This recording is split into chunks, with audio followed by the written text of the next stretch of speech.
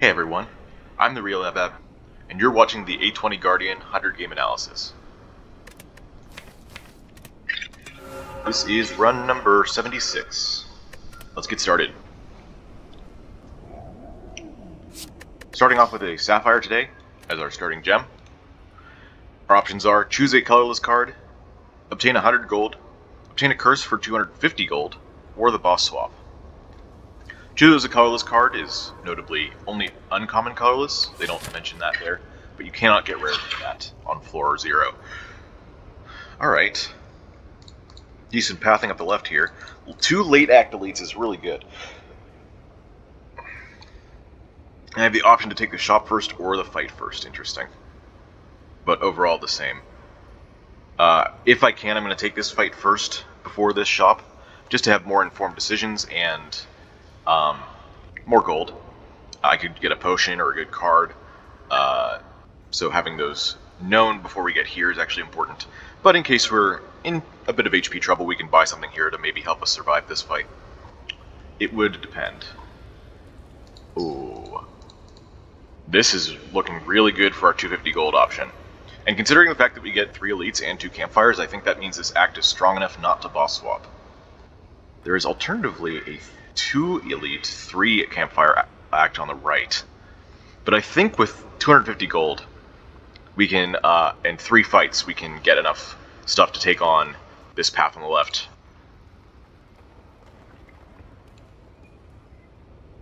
What about the super elite path? Super elite path doesn't have enough. If I want flexibility to do this, I have to start over here, and that's too many question marks before there. Okay. So I guess the question is, do I want 100 gold or 250 gold for the curse? In reality, this is going to be probably 175 gold, because I want to remove the curse. That's actually interesting. Usually the 250 gold is always the best option. But with the curse specifically, you want to remove that quickly most of the time. There might be a couple curses I'm okay with keeping in exchange for something stronger in the shop. Otherwise, I'm going to have to make a judgment call, and I think in most cases the judgment call is in favor of removing the curse. So we'd be gaining 175 gold, which is obviously 75 more gold than this. But we also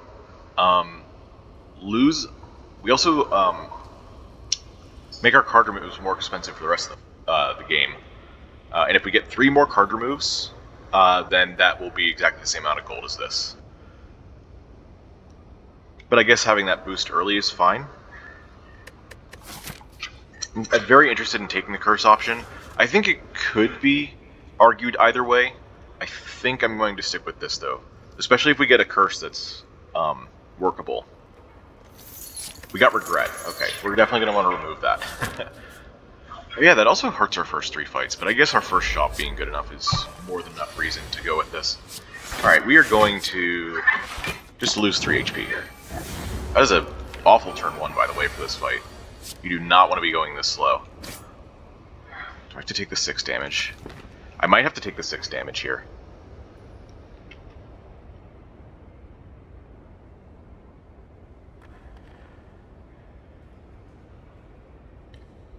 Let's see what this hits. I think I want to have the least amount of chance of hitting gear up, because next turn we're going to have trouble if I don't do that.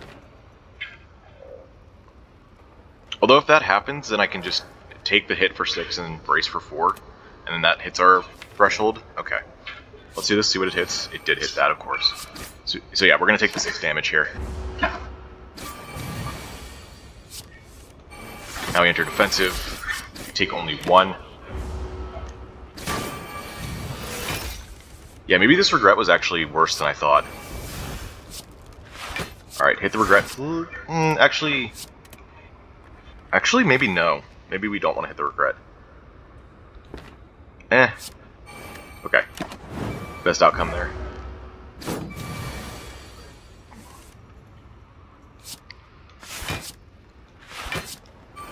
Starting to get a little bit scary, but with 3 strikes we should be able to kill this. That is not enough. Alright, so... wow. Yeah.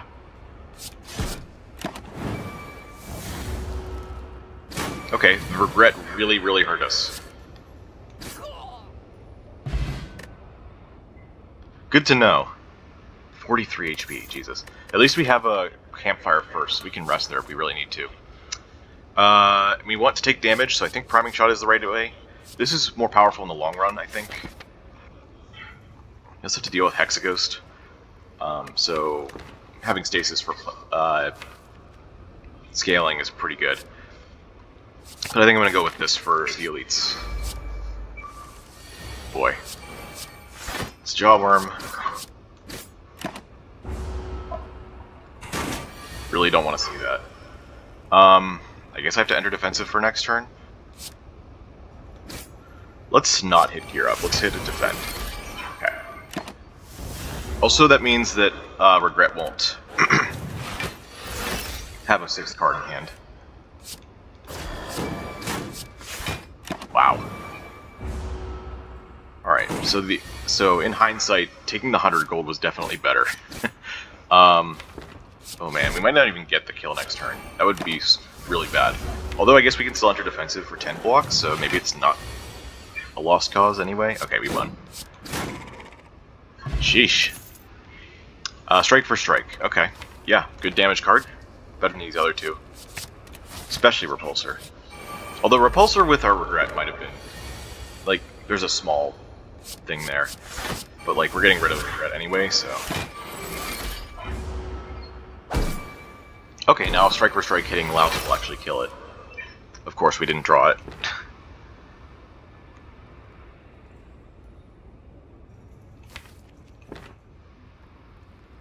We can kill it next turn, though, with strike for strike.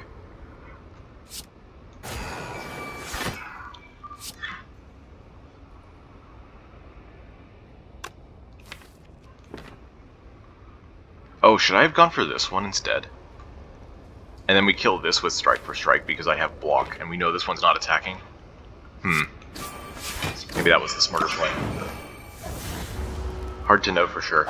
I guess we still kill it, though, because... Yeah, we take damage if we don't kill it now. Alright, so I guess we just have to be careful. Or hope that we get good cards. Alright, we got good enough cards. And floating orbs. Yeah, for Hexaghost, we will absolutely be taking that. A little bit early, but I think it's still fine. Oh, Hand of Greed's back.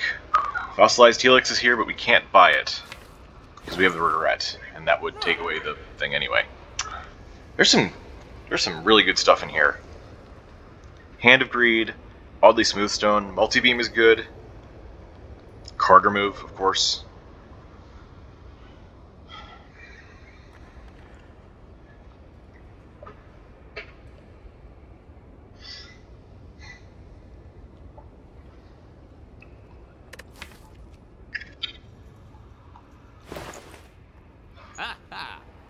We don't have anything that can put something into stasis. We have 2 accelerates and a stasis slot.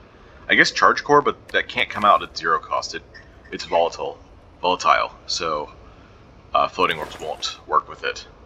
It could work with multi-beam, I guess. All right, first things first, we're gonna remove the regret, and we'll see what we have here. 188 for the Hand of Greed. I mean, we know it's gonna pay off. It's just going to take time. We need to rest here, so we can't even upgrade it. 5 extra damage is actually relevant. You take this in a Strength Potion, though. That in a Strength Potion's pretty good. It's 244. Leaving us with 67 to buy something. Actually, the Charge Core, I think, is a good take. Because we did just take a setup card over an attack card, and at this point we still want attacks. Oh, I just realized that socketing Sapphire and priming shot is really good. Well, I knew that before, but in this particular situation. I wonder if that means we can get away without... I think I'm taking this every time. Without a rest until here. It would still be 2 elites in a fight. And this is a hard pull.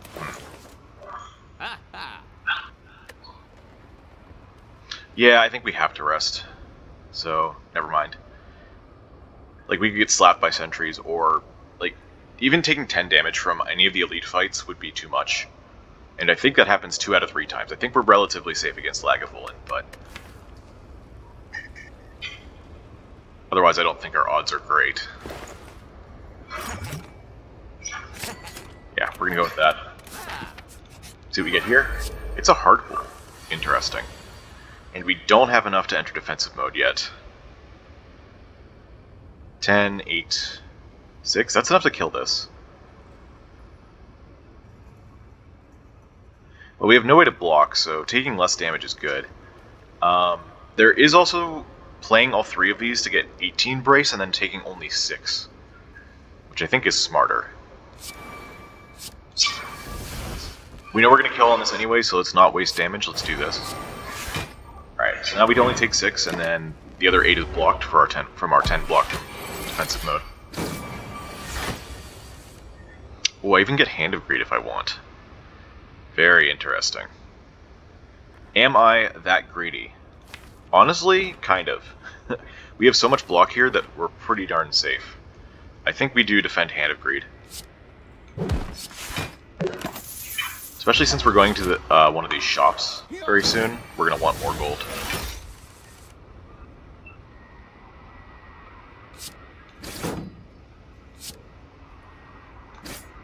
I don't think this gets us back to defensive fast enough. Let's just do damage. Also, that gets us closer to Hand of Greed. Hand of Greed and any attack will kill while we're weakened. And that does it. Awesome. True Hand of Greed plays. Alright. Another Sapphire. Honestly, we could go into the Sapphire route this game. Socket in both Priming Shot and Strike for Strike and get a head start on a very brace-oriented defensive system. We could also take Piercing Hide. Piercing Hide? Piercing Hide might actually be better. It's another gem slot, and it's a card we're looking for. Defense is pretty good going into Act 2, and also later in the act anyway. We already have 4 good attacks and scaling. And we have plenty of gems to find. Meanwhile, we have less gem slots. I think we'll do this. Alright, Sapphire in Priming Shot, I believe, is still correct over Piercing Hide, because Priming Shot can be upgraded to Brace 6. That said, we are going to rest here still. We don't have enough to take on the next 3 fights, unless we get very lucky, and avoid stuff that's... and somehow avoid all the damage incoming with good fights. Alright. Strength Potion here, for sure. You definitely like to use potions earlier on in the act versus elites. We might be taking 11 here. That's usually how this goes. You play Gear Up to give him 3 strength, and then brace for 10, and then he hits you for 11. That's good enough. This is 11.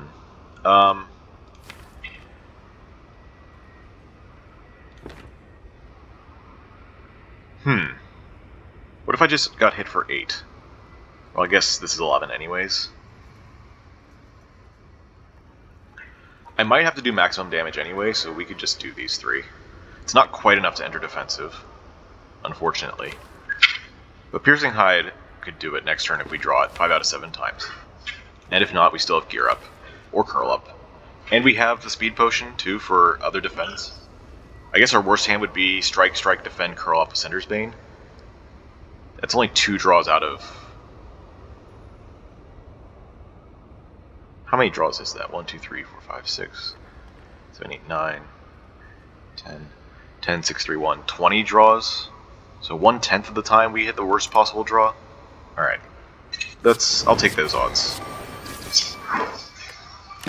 We don't have enough damage in our draw pile to kill, though. That's the notable part. Okay. This saves us 20 HP. Actually, sorry, 10 HP. Which is pretty much the maximum you're going to get out of it in Act 1 anyway. So this is 12, 10, 10. That's 32. And with 6 strength, that goes to 33, so we'd be taking 1 damage. Okay.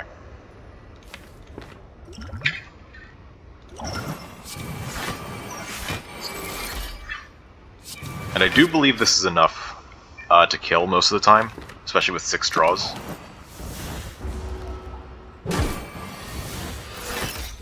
Hand of Greed, please. Nice. Alright, cool. Guria. Oh. Well, that's really interesting. Is it interesting enough to take a Polybeam? Honestly, yes, I think. There's also Evasive Protocol here, which I'm actually looking at.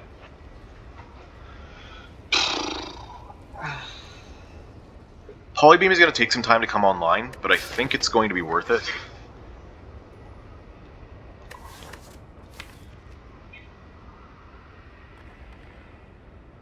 We also have shops coming up with more powers. I could grab a different protocol there if I really want one.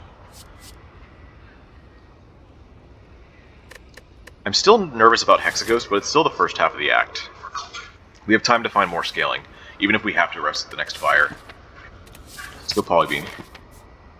And I'm feeling confident enough to go this way first. This could be 80 gold. Probably not, though, honestly.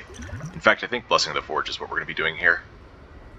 We enter defensive immediately. We kill one of them as well.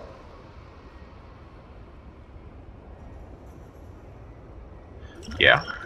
Charge core on this one. Strike this one. Or I could just defend twice, but honestly I think defensive mode entry is really important. So let's just do this. Also, Thorn's damage on both of these is good.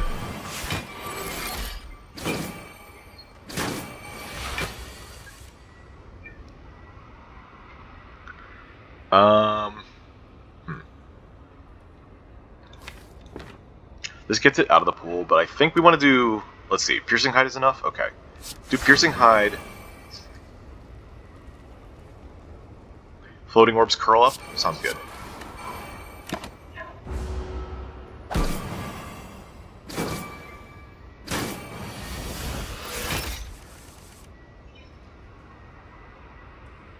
We can kill this Mad Gremlin now.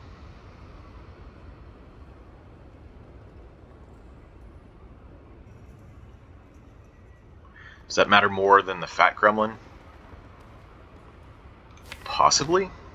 We've run out of extra draws, so we'd be relying on our block cards to save us from all this.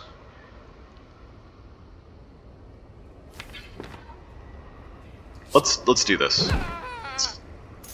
I don't want to do this though, or any of these attacks really. All right, let's see what we get. Alright, another Hand of Greed, that's good. It's very good.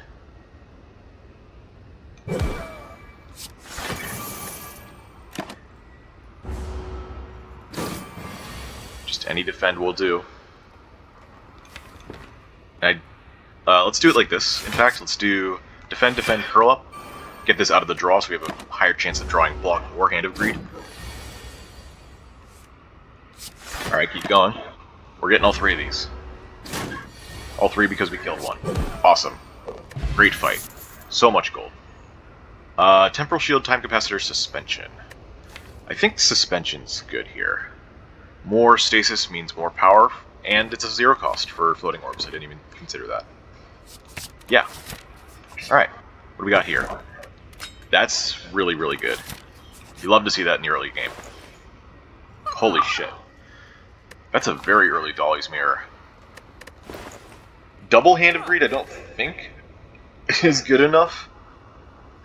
Man, I don't even know what we would double here. We have no upgrades. This is our rarest card. Double Floating Orbs could be good later. Double Curl Up could be a thing for more brace and stasis. That's interesting. Man, there's a lot of good stuff here. Card remove is good as usual. Lantern's pretty alright, although might not need it. Panic Button's incredible. Vent Steam is more scaling. Master of Strategy. You know what? I've kind of been down on Master of Strategy with Guardian. You need to spend so much energy, and you just don't have enough of it. You're using so much stasis. So I think we can eliminate that at least. Sorry, Ocean.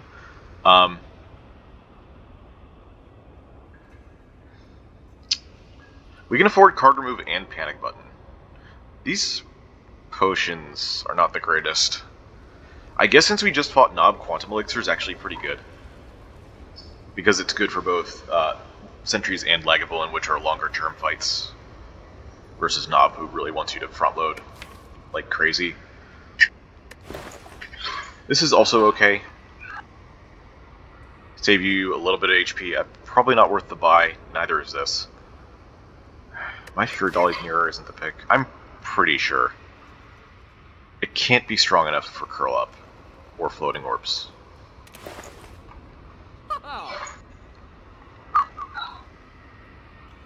I think it's two of these three. Panic Button, Quantum Elixir, Card Remove. I think the common cards in this shop, while they're all decent, are not good enough to buy versus their other options. And just overall saving gold. Would removing a strike help? Actually, we might even want to hit 20 cards. It's similar to the 15 card rule. You don't want to shuffle without your best cards. So it could actually be better to take the cards and the potion rather than removing here. This would be the kind of deck I take Pandora's in.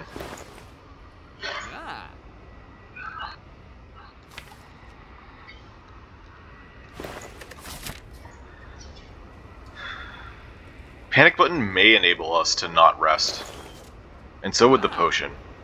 Yeah, this is too greedy. We want upgrades and... Actually, we want lifting with Guria.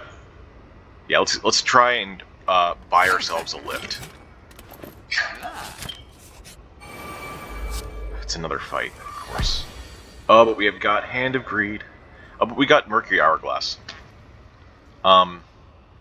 That's okay, I guess. This is hitting for more than this. I think we go for this every time. Then I guess Piercing Hide. Just to block this turn. I guess we could have done Floating Orbs, Panic Button. I think this is still better.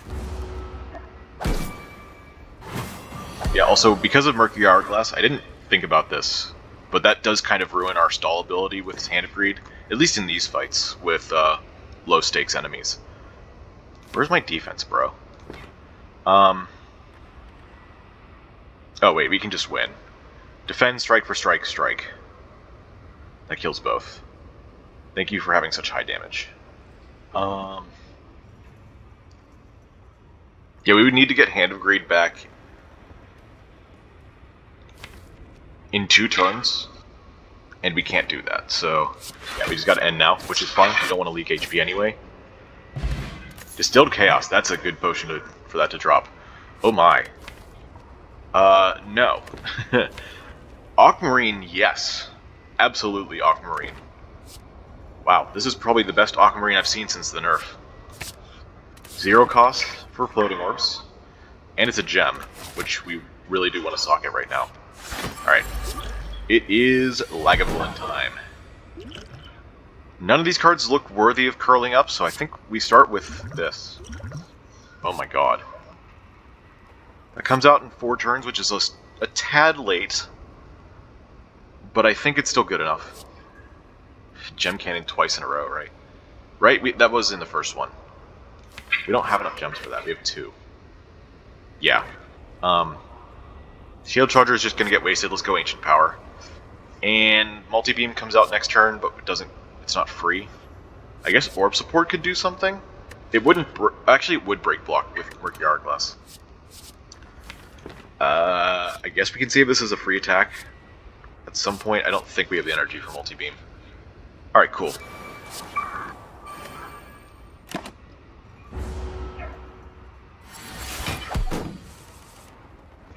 Okay.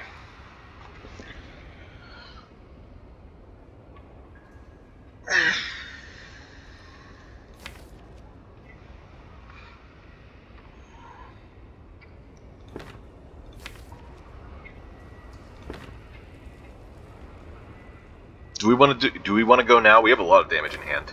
We would just have to still wait for construction form. In fact, we have to wait for it to show up after the first cycle. That might still be okay. We block for a lot versus Lagavulin. Defend, strike for strike, priming shot, orb support would be the play here, I think. Actually, Ancient Power comes out next turn.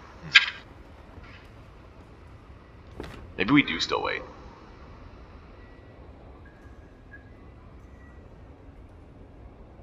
Actually, it would be Hand of Greed, Priming Shot, Orb Support, so that we don't have to waste 2 energy on defend strike for strike. So that'd be 36 damage. Minus 5 is 31. That's a lot. That is a lot. There's also almost a 50-50 we get Panic Button next turn. And if we do, that's basically free block for the next 2 turns. And then we can use Ancient Power on the attacks in our draw with Polybeam. Anyway. Alright, so long as we can block these first 2 hits, we don't mind having to wait for Construction Form to be in play. So let's go. Let's begin. Actually, please don't be... okay. Now it is a 50-50. Also, I forgot about Floating Orbs doing a bit more damage. Okay, we did not... we hit 0 block. I guess Distilled Chaos could do something, I guess? Like, it saves 10 HP, right? So... probably should do it.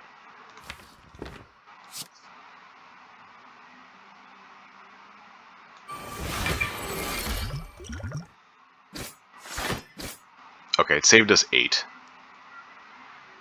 Whatever. We want to play this. It's almost dead already. We could have waited, I guess. Maybe I underestimated my damage. Because, like, we didn't even get attacked twice. I guess I had to use both potions. Pear. Liquid Bronze. Wow. Those are both great. We take a Metallicize? How's our block doing again? We have an Aquamarine and a Piercing Hide. So we're a little bit low on the block side, and Metallicize is great versus... oh, I just opened 2 calculators. Versus Hexaghost. And also versus Sentries. We have a lot of cards, but I think it's still worth it. Alright, we're gonna live. We're gonna put this in something first. What do we want to put this in? Twin Slam, maybe? We can make that the Super Twin Slam again. Well, not the Super Twin Slam. The Super Twin Slam is energy draw. This is the Dash Twin Slam. The Dex and Ward. Dex being a common gem means it's going to be pretty easy to find it. Although, if we don't find it and we find a better gem for Twin Slam, like, I don't think it would be that much better in Strike for Strike. Like, yeah, it cancels the damage, but I guess there's not that many gems that are good for Strike for Strike. Very notably, it doesn't actually cancel Strike for Strike damage since it happens after the self-attack.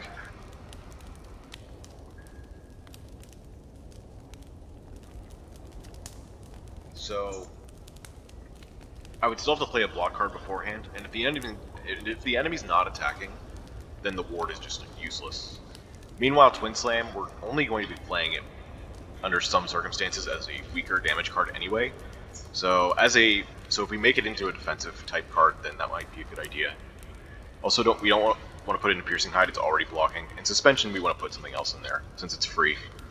So yeah, this is just going to go in here. And we're going to lift. It's also going to help us in this elite, which is Sentries. Okay, we can enter defensive with Strike for Strike, so that's good. I will be doing that. Our Hourglass is going to do a lot of work here. It's done more than 3 damage per turn already. It's done 5 damage per turn. Oh, right, 1 strength means we can kill this.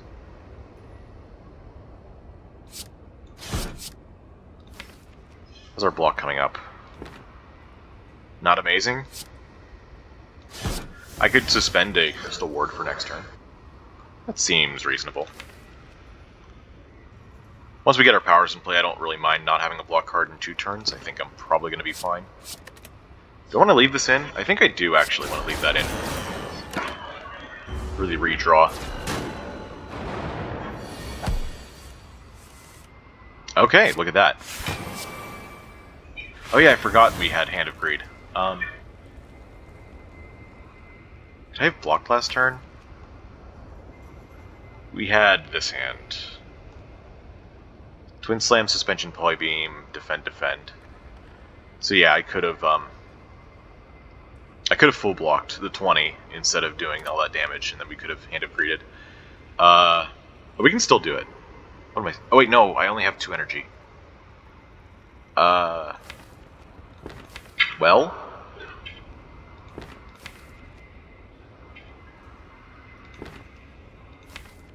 Next turn, it's probably going to be Charge Core, Defend, Defend. Which means we kill this anyway. Or we full block it, rather. So you want to go for the right one. Just have it die in 2 turns from Hourglass.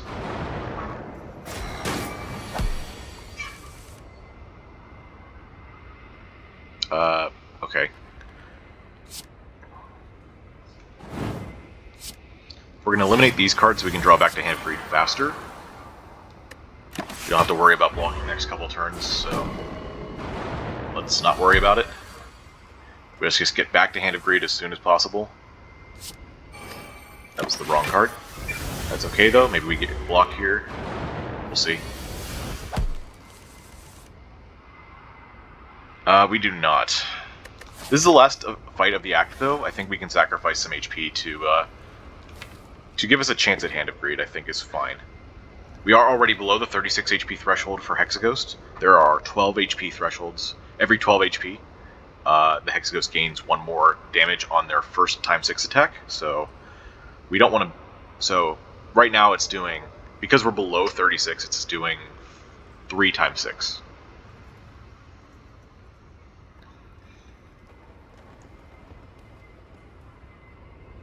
Yeah, both of these would kill. Oh, we, oh, right, I forgot about that. Oh, well. Still get 1 turn. We get this 1 draw. Please give it to me. No?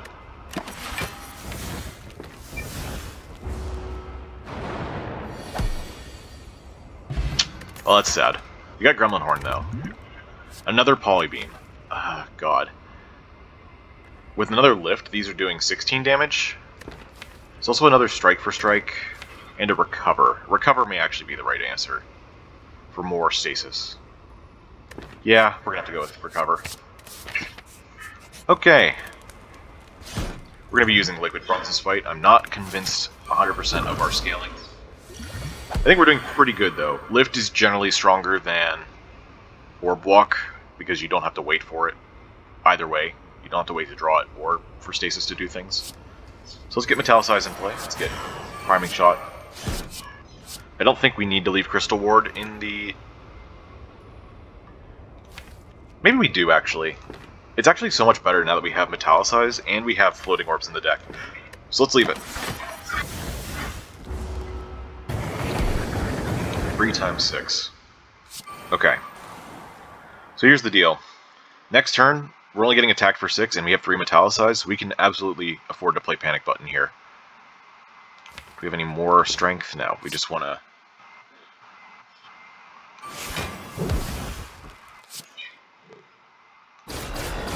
Okay. In order to best use my energy, I'm going to play Gear Up, then suspend the Strike. And then next turn, if we need to, we can play a Brace card, or we can use Strike for Strike to enter defensive. So that's 4 draws out of 12. It's a really low chance of us missing here. So I think, yeah, we're very set. Already a quarter of the way there, it looks like. Yep, quarter of the way there. We can't gain block. Wow, we actually did whiff all 4 of those. Hang on, I'll do the odds after this fight if I remember. But that sucks. Oh, we enter defensive now. I guess that's okay. It's a little much, but... Alright, we're gonna do Recover here. Bring back... What do we want to bring back? Do we kill in a few turns from now? Do we get Hand of Greed off in 3 turns? That may actually be the play. Predict that we kill in 3 turns. We have 2 strength and Floating Orbs. Let's go.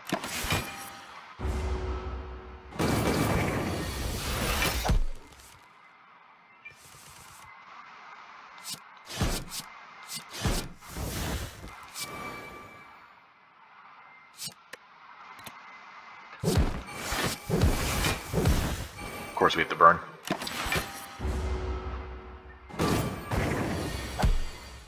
Alright. We are very, very close to our final.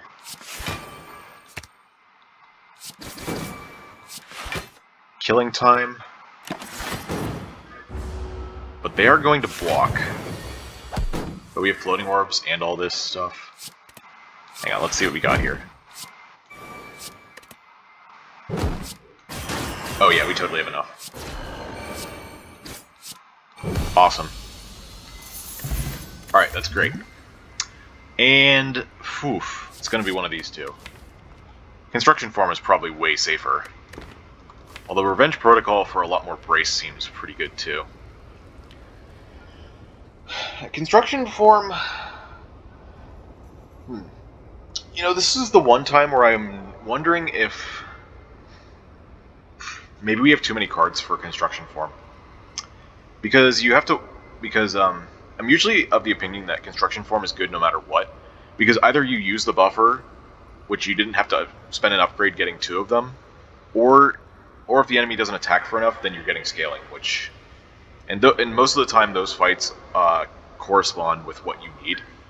So if the fights are fast, then you don't need scaling strength per turn, so you use the buffer. And if the fight is slower and stronger like a boss, then you need the strength, but you get to keep the buffer more often. So. But, yeah. But in this case, our deck is larger, so it takes more time for it to come online.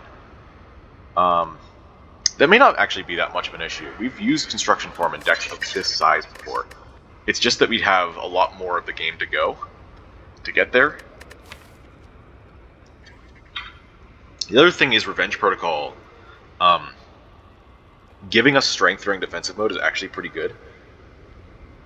It does similar things to construction form. It doesn't give us, well, at least in scaling terms. It gives us scaling block and scaling damage, rather than scaling damage and front-loaded block. Because it helps us keep up our defensive mode, which is actually pretty important. So, which is better, I guess, is the question. We wouldn't be taking Snekawai here, I don't think. We got suspension, and, well, we have floating orbs, so that would actually be pretty good. We have a lot of 1 costs, though, that are pretty much the strength of 1 costs. It might be close. Floating orbs helps a lot with Snekawai. But then again. So yeah, that doesn't really have a bearing on construction form then, since I'm not sure which one, whether I take it or not. If I take a 3 energy option, construction form gets much harder to use. And I might be forced into one. There might be a really bad energy relic there, or just not offered one at all. And we have decent block. We got a panic button. We've got some brace. We have a block potion even for the short term.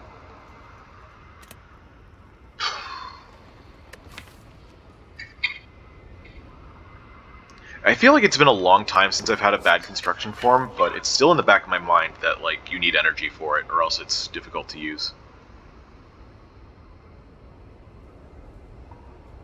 So having cheaper card options is better in general. We have Gremlin Horn, but also that doesn't really help with construction form, unless you're very lucky. We have Mercury Hourglass to stall. We have Strength innately already. Maybe it's good to just use the construction form for the buffer. I don't know. I feel like both of these could be the right play.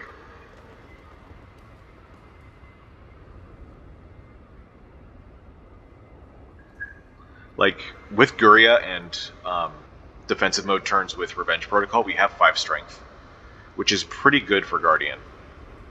And Floating Orbs on top of that.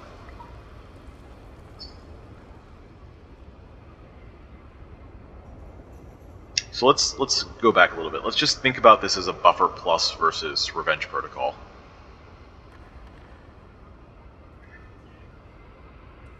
Buffer plus feels a little bit redundant. Also in Act 2, there's a lot more prevalence of multi-enemy fights or multi-attacks. So buffer starts to fall off already. Even though it's still pretty good, you need energy in order to keep some of those buffers around, in order to get the best use out of them. We don't really have that ability yet other than Panic Button, and maybe Defensive Mode if we're lucky.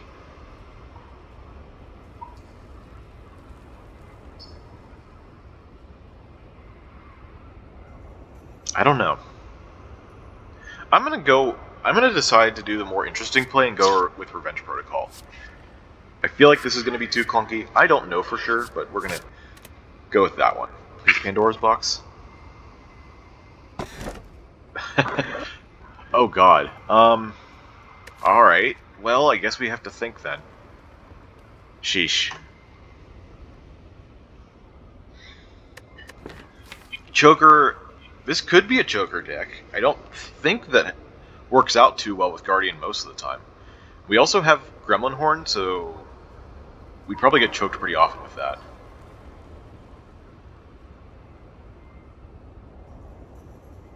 Snecko-Eye with Floating Orbs is pretty good. We have Hand of Greed to discount. Twin Slam gets a lot worse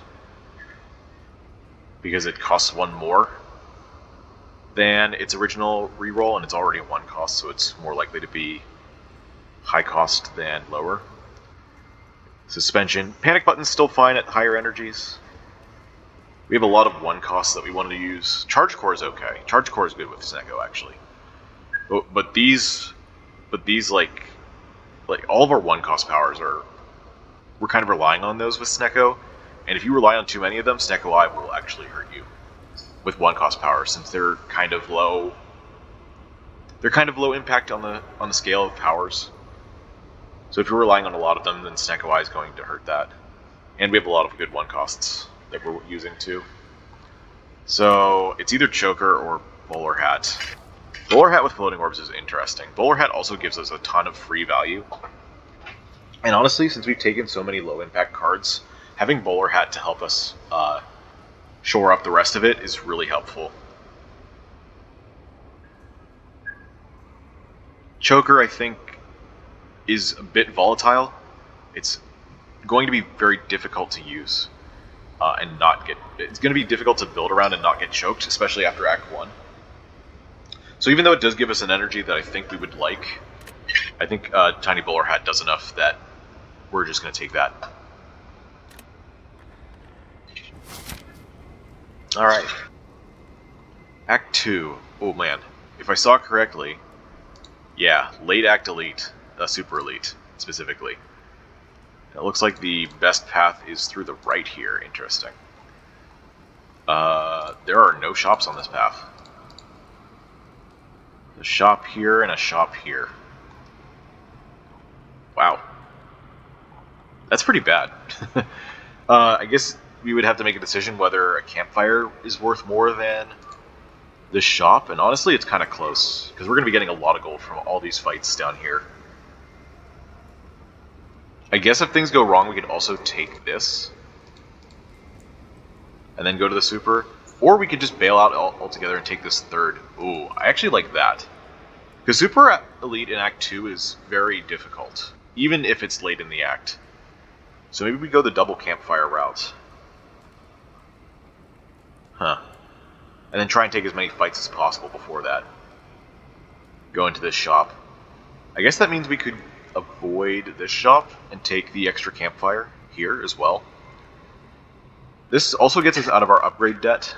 We get our third lift, and we start to get upgrades on, like, suspension, especially. Also priming shot, twin slam. Yeah, that upgrade might actually be worth more. Although card removes are really important too. Alright, let's go like this, or this, and take as many fights as we can. We're pretty strong right now. Guria and Mercury Hourglass are great, as well as Tiny Bowler Hat. And we have good potions to help us out in the early fights here. So we can make our decisions as we go. Alright, let's start. And we're immediately robbed. Oh, and we're immediately hit for a lot. Sheesh. Oh wait, no, we can enter defensive. We have priming shot, recover, and gear up. That's only 15 out of 22 block. There's a world in which block potion makes sense, but if we get like panic button next turn, that's wasted. But we also only have a 40% potion chance. And these are both good potions, so I might as well just use one and replace with the next one. I don't want to lose value by having to toss something for another potion, or toss the potion we would have gotten. Let's go for the right one first, as usual, since that one hits for more on turn 3.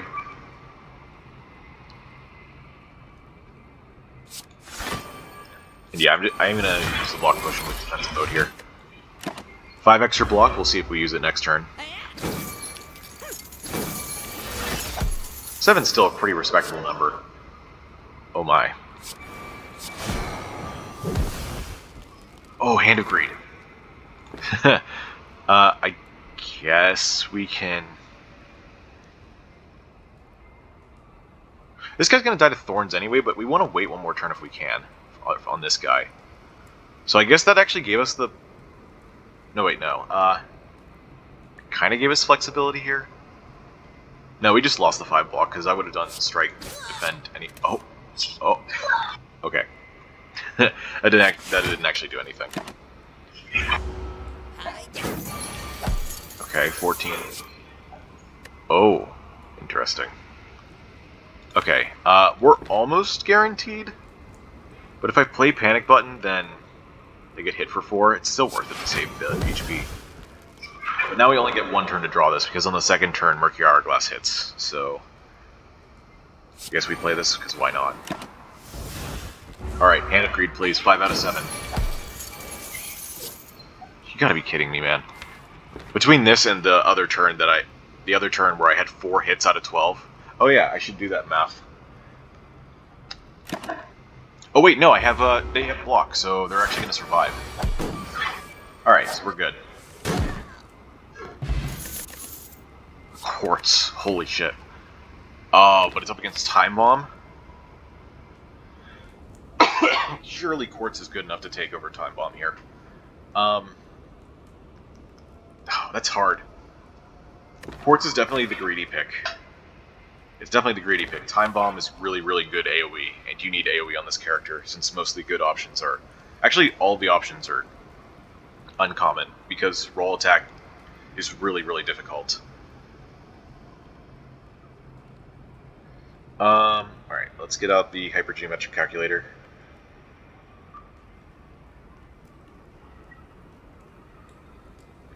Alright, we got 12 cards. We got 4 successes. Sample size of 5. And we want 1 success. What are the odds? X is greater than or equal to 1, 92.9%. So there was a 7% chance to miss, and we hit it. It's like a 1 in 14. 1 in 14 chance. Which actually isn't as small as I thought it would be. I thought it would be somewhere in like 5 or less %. But yeah. Anyway, enough of that. Quartz or Time Bomb. Quartz is perfect for suspension. Especially once upgraded, this will be a draw 2 for 0 energy, and that's great. That's pretty much the only one I would go in. Maybe Piercing Hide, turn it into like a Shrug It Off kind of card, but in the 0 cost is way better. We have good attack density, and a Fire Potion to deal with AoE, and we have Gremlin Horn. Oh, and we have Tiny Bowler Hat. Okay, I think we do have enough to... And we have Mercury Hourglass. So I think we have enough to handle not taking Time Bomb right now. So I'm going to greed the Quartz. There was also a Ruby there, but Quartz way out. Way out, what's the word I'm looking for here? Outclasses most other gems. Alright, this is going to be another defensive mode entry.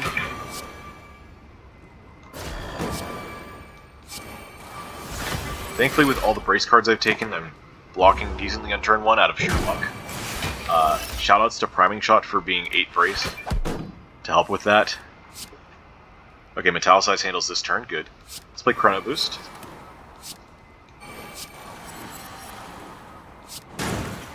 Alright, goodbye to one of your plated armor already. There's Hand of Greed. Oh, we can Hand of Greed, recover Hand of Greed, and then prepare Crush. That gets us 13 block. Okay.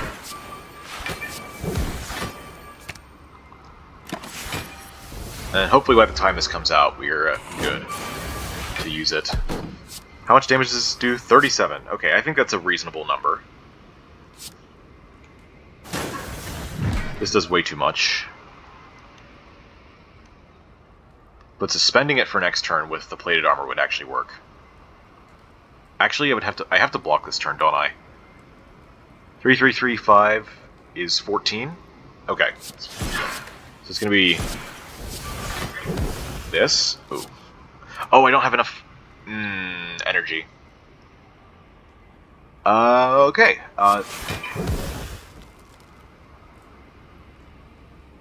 That's fine. I'm gonna go ahead and say that's fine. Would I be able to full block next turn, though, is the question. It's possible. I'll go for it. I'll take my 5. I could have taken 3. I actually could have taken 0 if I hadn't played the Crush. Okay, we hit. Good. And that's full block this turn for Hand of Greed. Very nice.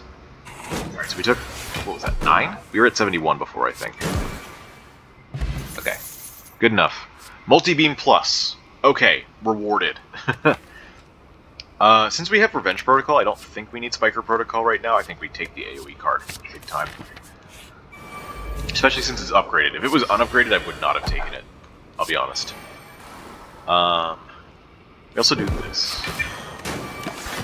Hand of Greed is already there. But maybe we can still get away with something. Invincible, huh? I can enter defensive with strike for strike gear up and then block for 2 more with ward. So that's 12. We take more than 10 that way. Okay. On the bright side, I can now play strike for strike freely and take the same amount of damage. So that's cool. We're going to enter defensive mode regardless, because with Invincible, when you take more damage than it allows you to take, it actually still counts the brace. Don't know whether that's a bug or not, but I like the interaction. We're going to take 7 here, and then we're going to keep bracing. Yeah, good stuff.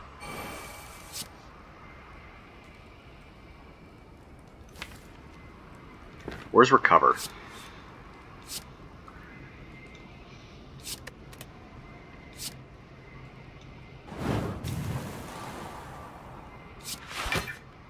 That's a full block this turn.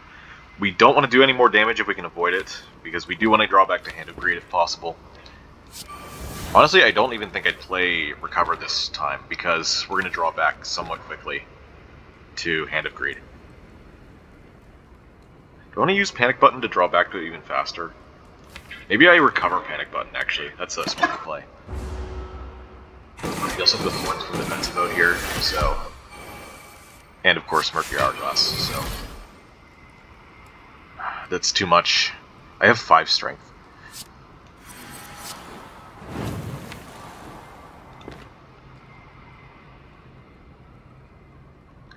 Also, I have enough block for next turn already, so bringing back Panic Button doesn't actually do anything. I think we bring back Quartz.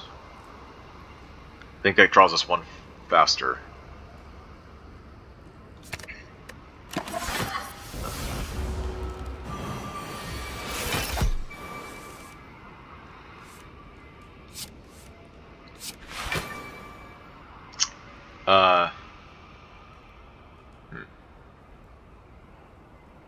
I think we have a kill no matter what here. 8 damage is not a lot to do. So let's go for Curl Up. Okay. I was hoping it would hit Panic Button just in case we needed to stall more, but...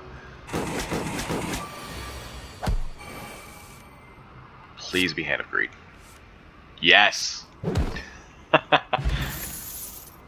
Okay, a Ruby. Do we want a Ruby? Ruby in Piercing Hide. Could do better. I would take a Sapphire, I think, over that. Shield Charger is pretty good. We don't have great ways to put it into stasis right now until we upgrade Suspension and Curl Up. I guess recovers, maybe. Yeah, maybe we have good enough once we upgrade our other stasis cards.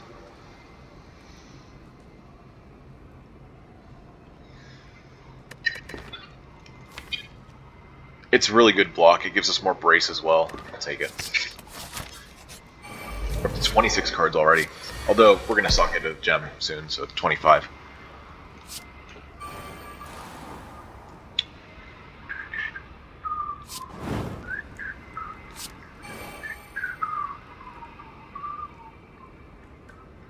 We have more stasis coming up with suspension, shield charger. Let's do strike. Sneku's pattern, we don't have to worry about huge attacks on turn 2. They're either doing a debuff attack or their large attack, and it's the combination of the vulnerable and the large attack that you want to watch out for. So I think we enter defensive mode now.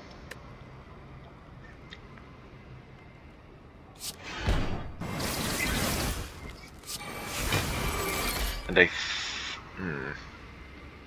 actually, Metallicize is only one less over the next 2 turns, over this turn and next turn, than Piercing Hide. So let's get our scaling. We're doing a lot of damage now. Now that we got 2 strength, our Polybeam is actually doing 6 times 4 with vulnerable from You Are Mine, which is very nice. Chrono Boost.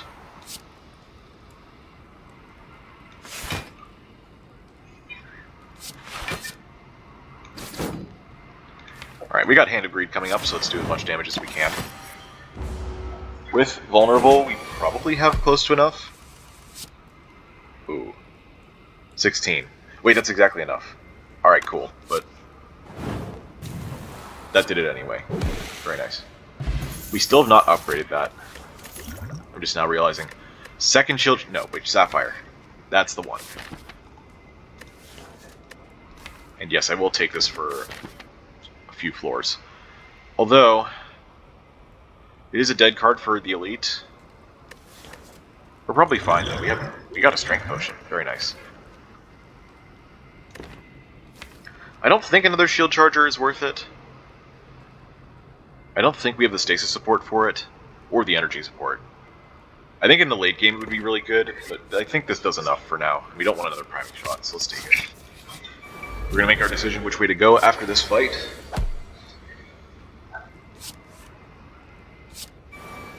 Alright. We need to enter defensive to full block this turn. So as usual, it's going to be all our brace cards. I really hope we get a good energy relic at the end of next act. At the end of this act, I mean. Okay. Damage and block. Still pretty solid, apparently. Is this... oh. This is a 2 and 3 to hit this more time, to hit this at least as many times as a strike would do damage. It's a special pattern, 1 4 6 4 1. 1 to hit all of this, 4 to hit 3 here and 1 here, 6 to hit 2 here and 2 here, 4 to hit 3 here, 1 here, and 1 to hit all Mystic. So we want at least 2 here, so that's 1 plus 4 plus 6, 11 out of 16, which is over 2/3 by a little bit. So I think it's like 67.5%. Anyway, no,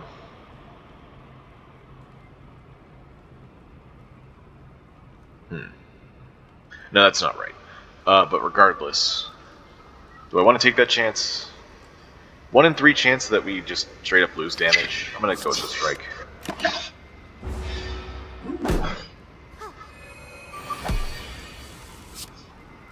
Hand of Greed is a little bit early. That's fine, I guess. We'll redraw into it. This fight, we stall very much in this fight, so...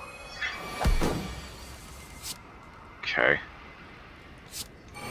We now have double Chrono Boost, very nice.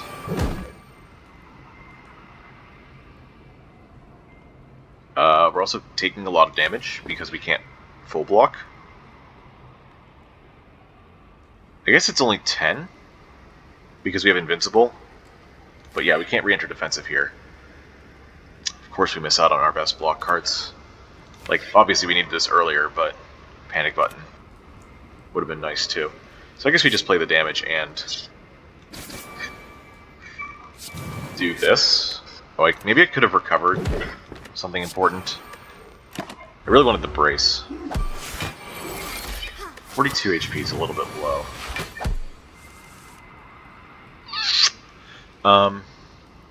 We put shield charger in now? Maybe we still wait. This is 13, wow. I guess we could do charge core here, multi-beam?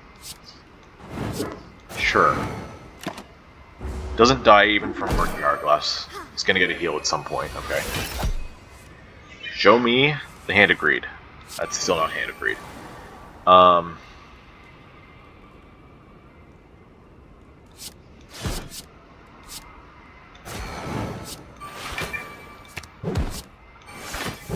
Heal him, please. Okay. And there's Hand of Greed, very nice. And now we're even safe to do panic button if we want. So, I'm gonna do panic button.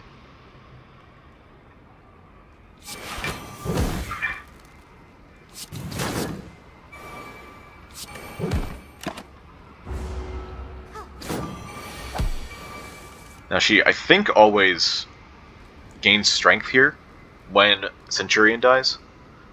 So... But next turn, she'll heal herself. I think most of the time. And I think now we also want to put shield charger. Oh, I was wrong. Awkward? Because now we're taking 17? Well, I guess we just end the fight then.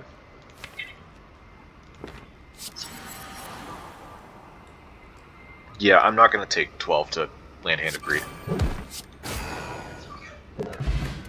Energy potion. Whew.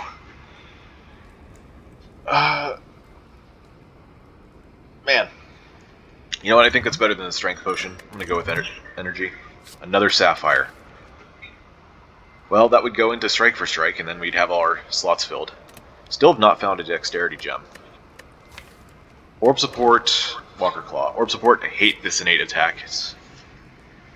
Walker Claw is good strength dump, but also expensive, and we don't need it right now. So let's go another sapphire. Now we definitely want to hit campfire at some point. So I think we go right, just to leave us the opportunity to keep going for this, but... we also have a lot of gold we want to spend. So we could go left, go here, and then bail on this elite path. In fact, I think we're doing that every time, so no super elite this act. We're going for this shop, possibly another shop here. It'd be 3 fights if I go this way, but only 1 if I go this way before campfire. That's a tough one. I do want to maximize our shop output. And getting another card remove here is actually really important. But we have good potions too. I guess that means we go for an elite first to use these potions effectively. Because if we hit another hallway fight, we don't want to use the potions and then we get another potion, that's bad. But here we probably use one. Yeah, let's go for shop strat, I think. We're at a little bit low HP, but I think it's still worth it. Still getting 3 campfires this act. The double shop strat here. I guess there's a chance that, like, we get something so strong that we can go left.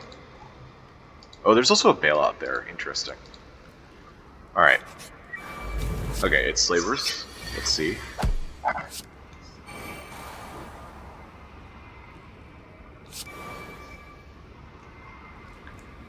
We do take exactly 3 to enter defensive from this. We could play this defend as well, and then enter defensive from this. Save another 5 HP. This is 10, we take 5. Is that... no wait, that's not right, is it? Oh wait, no, yeah, it is, because we played Sapphire. We take 5, plus 4, plus 3 is 12. Plus 10 is 22. Okay. So then we only take 4 more from this, and we take a total of 9 damage. And I can even use the energy potion to get extra draw, and play those attack cards. And then if we get Hand of Greed, we actually have a good chance to kill it. This is 20... 23...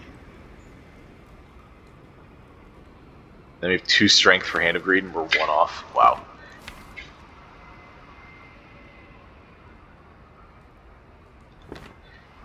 That's a little bit sad, but maybe with Revenge Protocol we could get there. Actually, no, we do Thorns damage, because we enter defensive from these 2. Alright, cool. Let's do it. Now I guess the question is, what do we want to recover? Possibly defend? Possibly strike?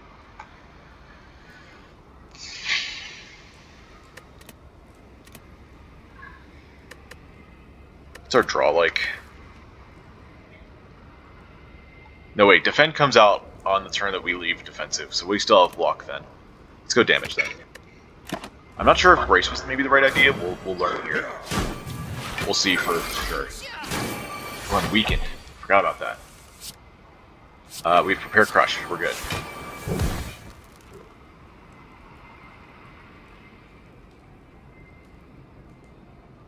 $30? I could take 5 just to not play Panic Button, but Panic Button's got to be good enough. And I can play Shield Charger. Do I even want to play Shield Charger? I probably want to play Shield Charger. Over the Strike, that's a different question.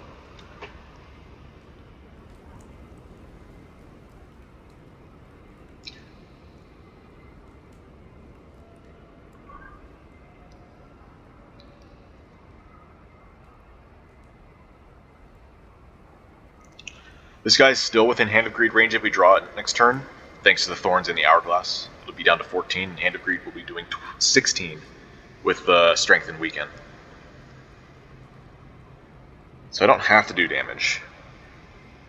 I could, in theory, do Defend Strike on someone else. It would be sacrificing Shield Charger for a Strike. But then again, Shield Charger would only be working for 2 turns, because next turn we have no block and we're already in defensive mode. Honestly, I think we already drew Recover, right? Yeah, so we can't even get Shield Charger back later unless we go through the full redraw. Let's just make our draw pile smaller. And we're going to try and go for this second so we can stall for Hand of Greed as much as possible. We're vulnerable now, it's 25, but we full block that. Please let me... Oh, I have that. Yeah, okay. I'm no longer vulnerable. Revenge Protocol. This is 40 damage. Sheesh. This has a chance to hit this twice.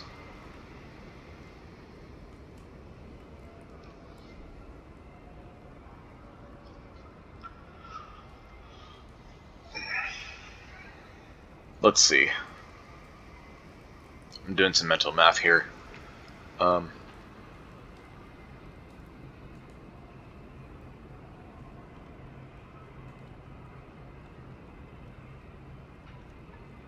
It's 14641 again, I think. No, it's 1331 in this case.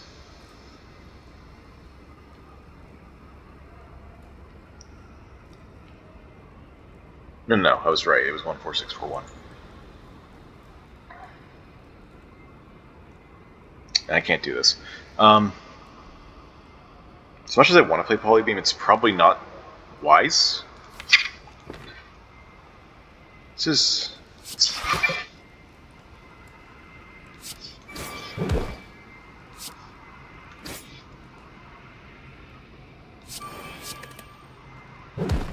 Okay. I'm gonna go with that. We full block this turn.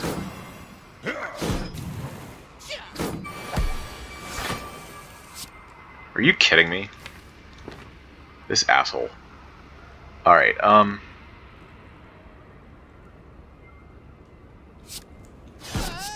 Oh, wait, hang on. Alright, I think... Oh, we get Hand of Greed next turn, huh? I guess if I hadn't killed him, then I would have reshuffled with this, but I had to kill it so they wouldn't get... Yeah. Let's see. Okay, we full block this turn now. I still do want to stall as much as possible to get the Hand of Greed twice, because we can recover it with, recover. We have a block card next turn.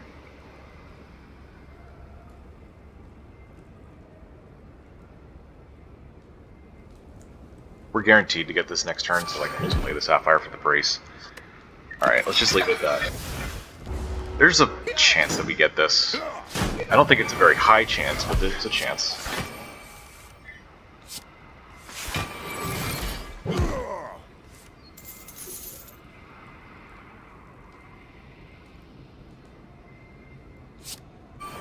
Okay. Thorns damage coming in now. It's gonna be close if we get there. It's gonna be very close. Ah, jeez.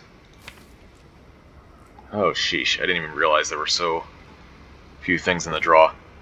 We're gonna be weakened, which means they could be attacking for 13 again. It's gonna do 6 damage. Yeah, it looks like we're not gonna be getting Hand of Greed back out in time. Because next turn I have to use this to help block, or else...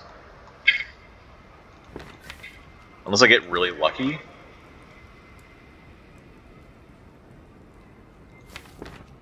I only have 10 out of 13. You know what, it's still possible, I guess. If we're really lucky. Okay. Yeah. They're just dead. Alright, 20 gold, that's fine. Stasis Field. Pre-program. Wait, pre-program with quartz. Hold up. That might even be better than suspension with quartz. Because seeing what you're about to draw and then drawing one card is really, really good. Stasis Field, however, is really strong defense. You just don't have dexterity to go with it, is the problem. Man, I also have Recover, Suspension, Curl Up, and then I also have Charge Core Shield Charger for Stasis. So like this permanently taking up a slot would actually be very crowded. Also, with no way to scale, this doesn't do amazing stuff in the late game. It's really good for up through Act 2, but we're nearing the end of it. Well, I guess technically nearing the end of it if we're counting Act 1 as well. I don't think Stasis Strike is worth it. It's 2 energy. I think we take Reprogram. Alright. Oh, right. Going this way means no campfire for another long while, so... Alright, this is going to be a Shield Charger into Priming Shots.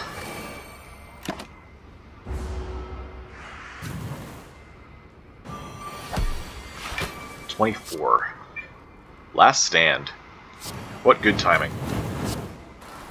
1 daze for the whole fight. Good stuff. I can full block with Defend, Curl Up.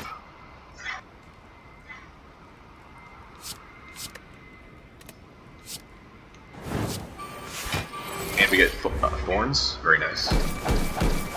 And defensive mode for next turn is really good too, because we're vulnerable with a 31 attack.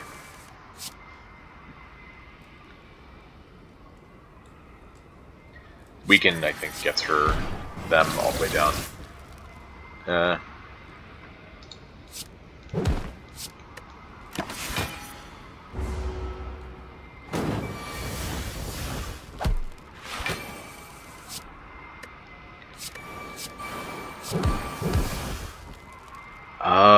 Do we get Hand of Greed back in time with Recover?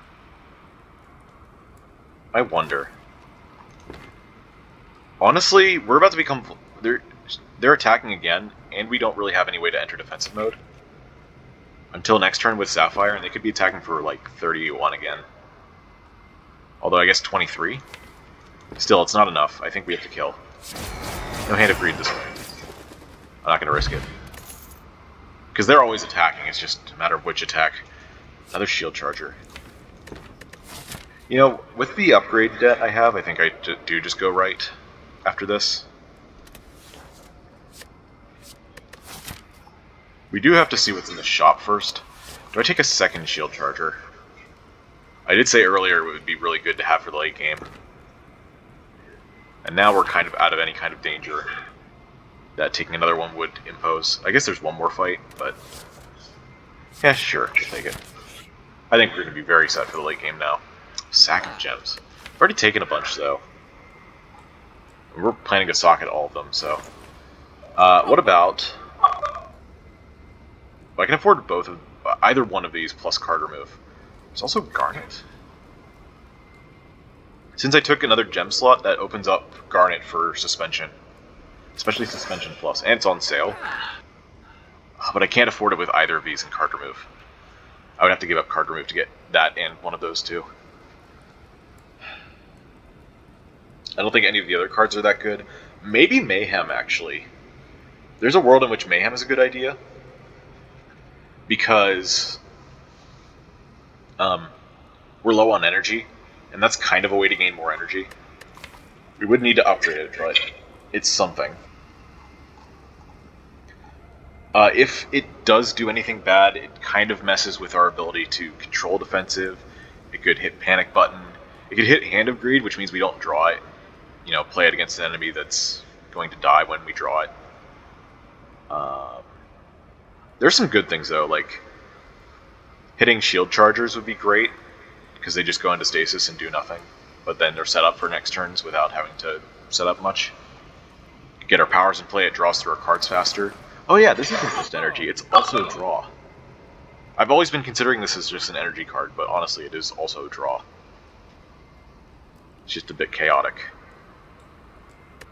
What's our boss again? Collector. It has downsides, but it also has potential. I wonder if it has more potential than these. Horseshoe, like, it reduces one stack of vulnerable, weak, and frail against Collector, but it's 5 turns, so like, unless you have debuff reduction, when is that going to be relevant? It could be relevant versus the Heart, it could be relevant versus the Act 3 bosses. Specifically Time Eater, actually. The other two don't debuff you. There are some enemies that still apply debuffs, I guess. Tori's very situational. It's a Heart thing. Maybe I do just go Mayhem, card remove, Garnet. Would I be able to afford a potion with that? That's 338? Yeah, I could buy regen potion with that. You know what, this is a fun play. I'm going to do it. I think even with the downsides, it'll help out with our energy problems sometimes. I guess that could hurt us in the Awakened One fight, huh? If it hits a power that we don't want to play. But honestly, with extra draw and energy every turn, it's probably fine. Let's go card remove. Is it strike or defend? Honestly, probably defend. Our strikes are doing a lot more with our extra strength, and we have so much defensive mode that defends are not doing that much.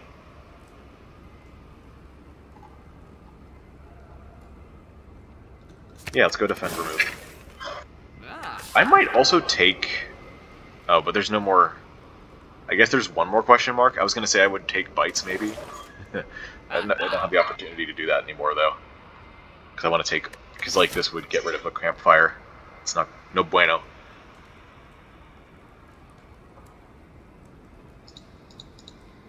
If I want to avoid this shop, I could also go left. But I think I get enough gold here. Oh, there's actually only a chance that I get enough gold for another card remove. And if I buy the regen potion, I can't.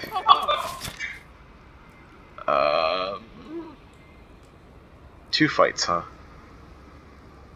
Is card remove worth it? Is the big question.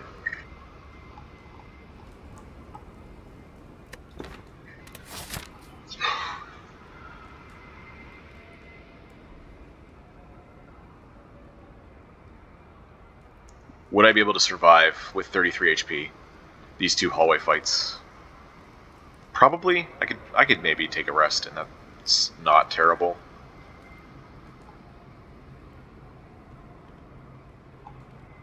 Oh yeah, Hand of Greed here, so I always have enough gold if I don't take the regen potion.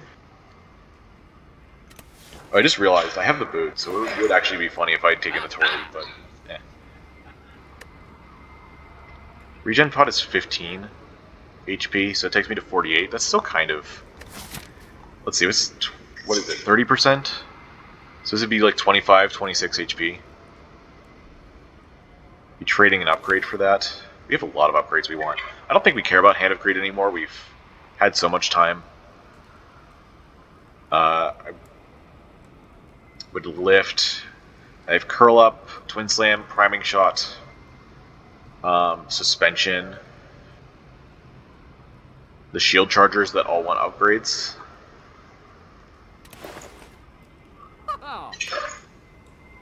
So maybe I do value those more than the remove. Honestly, with a deck this size as well, yeah, we could just go left and go up through this way, get one more fight for a little bit more gold potion card instead of going to the shop. Alright. I do want the upgrades, so... Alright, we're canceling our trip there. I'll still leave this open in case some ungodly power comes over me and I take the super. Bronze scales, that's great. I got some gold there too. Always nice to have. We cannot stall this fight, so we're just trying to get one Hand of Greed down. That's it. Recover Sapphire comes out next turn. We enter defensive off it. Okay, sounds good. And yeah, I'm just gonna go for the lowest HP one. We're gonna kill it fast. I could have just used that. Probably should do it now.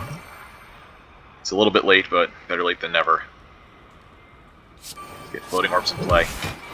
Let's get Shield Charger into stasis.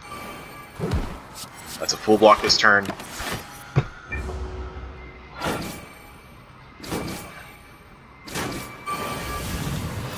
Alright, 33 block. We got 20 already, that's good. Oh, and we got You Are Mine? That's awesome.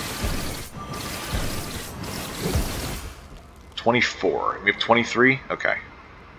This could kill all of them right now. But I want Hand of Greed. I only get it once, though. So I think it's still okay to do something like this. Is 26 too much? Because, like, this is 9, goes to 13 with Vulnerable.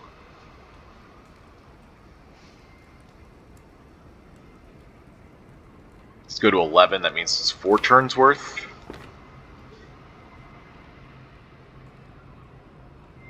Yeah, that's fine.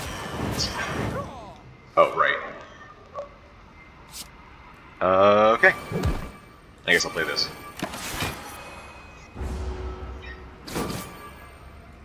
Alright, I have permanent thorns now from Bronze Scales. Forgot about that. Alright, I'll get my 3 more regen from, I'll get my 3 more regen from Regen Pot, and then you can die to Thorns. Could have had 2 more HP, that's fine though. It's not much of a loss. Could have been worse. Charge up reroute multi-beam number 2. Skip these.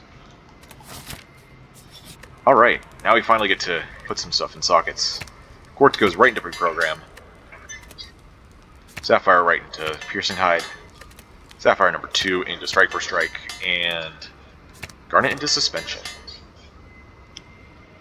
Do we want upgrades or do we want to lift? I'm feeling pretty powerful right now, so I think we upgrade. Make sure that we don't fall into such an upgrade debt that we have bad cards. Suspension is probably our highest priority right now to upgrade, to make sure that we have the best turn possible when we draw it. And then if we have the opportunity to, we'll lift later. Just do strength out of 3s. Like, it's diminishing returns the more you have of it. Although it is still powerful. Let's just make sure we're safe for now. Safe-ish.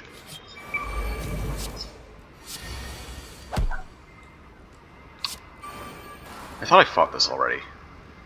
No, I fought this plus the bird.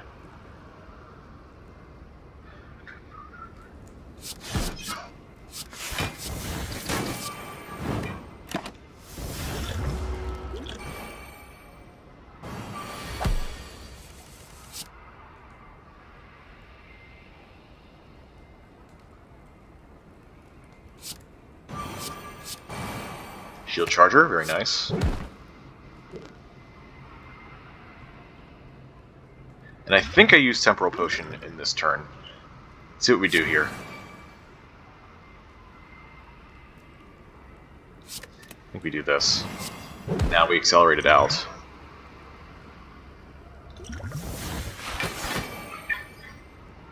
We're going to enter defensive mode as well.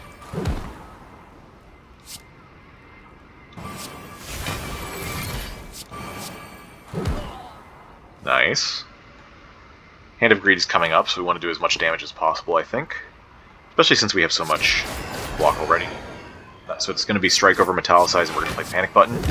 Stay safe for next turn. Although I guess maybe Panic Button wasn't necessary. We had all that stuff coming.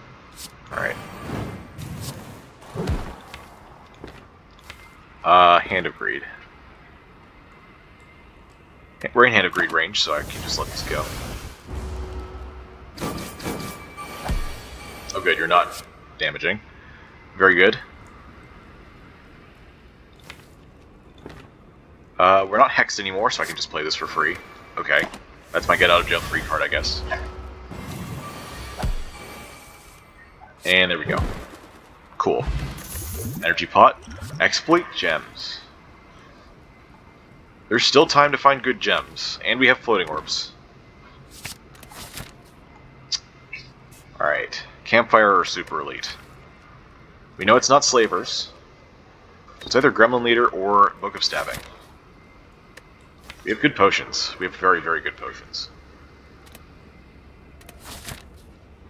We'd be giving up an upgrade for Freedom in Act 3. And honestly, Freedom in Act 3 is really good. Freedom in Act 3 is very good. That means more campfires, more elites. Alright. The unholy power has come. Alright, we have Fire Potion to deal with one of these right off the bat. It's gonna be this guy. Gremlin Horn for the gremlins. Very nice. We've already drawn Panic Button, so that's one less bad hit for Mayhem. Very nice. You're not attacking. Also very nice. There's Revenge Protocol. Hand of Greed does not work on minions, but it does do attack damage, so that's the main thing we're caring about here. Right, I forgot that Curl Up is also an important upgrade to get, so I'm probably going to do that before the boss.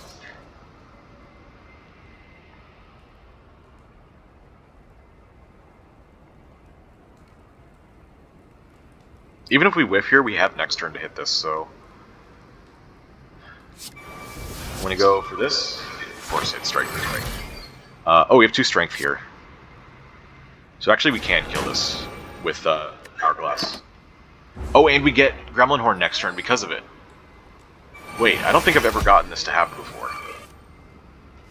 Not even in base game. Oh, there goes Shield Charger. Okay.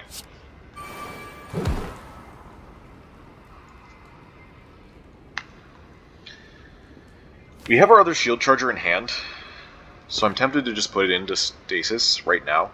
It's a lot of damage. Yeah.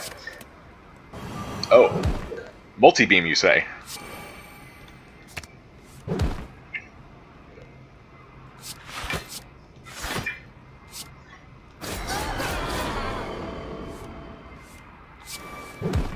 Okay. We got most of the block. That's good.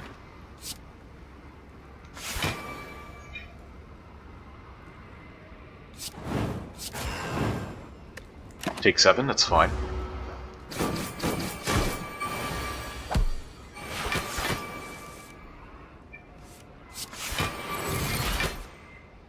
Alright. Hexaburn's going off. So that means we don't want to play any attacks or do damage of any kind. Because that's going to be... Oh, wait, did I just... Oh, I just triggered the Chrono Boost. Okay. It scales with strength, so... Yeah. Alright, well, here we go. Okay. Oh, are you fucking kidding me? Oh, wow. Alright. That was my bad anyway. Like, if I hadn't triggered Chrono Boost, I would have gotten that. It's a shame. Amethyst. Interesting. Also Spiker Protocol. I said this wasn't as important since I had the Revenge Protocol already, but I think going to 2 of these is actually quite good at this point. We're going more into the late game now, so having another one of these is good.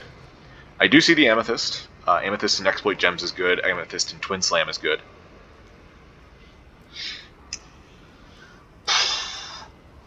I guess in Exploit Gems it's not that great. Also, if we draw it on the wrong turn versus the Heart, we just have a dead draw. It would be specifically turn 4, but it's still a decent chance. Because it would take Heart's strength below 0, which it would cleanse and then gain strength. It only cleanses negative strength, it doesn't cleanse debuffs.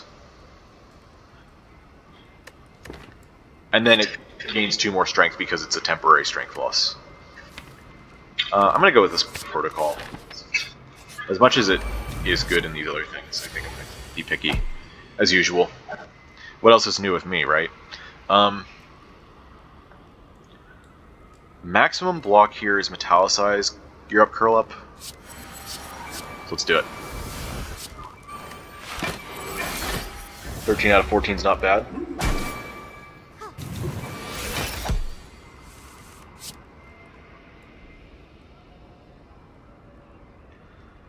Alright. Defend gets us enough block, but I can't play strike for strike, that's fine. I could save it for later. I could save Hand of Greed for later. There's an idea. Oh wait, I just drew defend. I can play strike for strike now. And that's good, because we want this to be able to kill by the time it comes out. And with her healing, it's kind of important.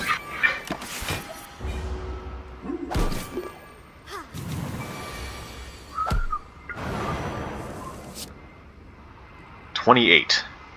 Yeah. That's probably good enough for this to come out and kill.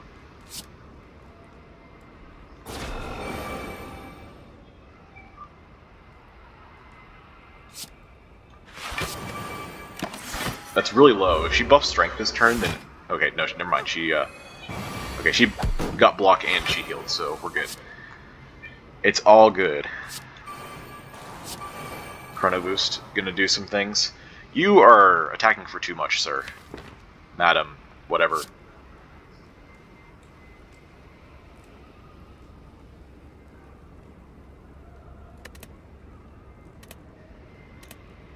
I guess I got a Hand of Greed her in the back then. It's a little unfortunate. Oh, I can't even guarantee that unless I use the potion. It's probably worth it. Let's do this so we can draw a card, gain 2 more strength. Does all 4 of these have to hit this in order for that to work? Okay. Alright, guess I'm using the energy potion. That's a shame. Actually, is 11 HP worth... No, sorry, 9 HP worth doing this. 9 HP. 9 HP? Would I need a 5 energy turn versus Collector?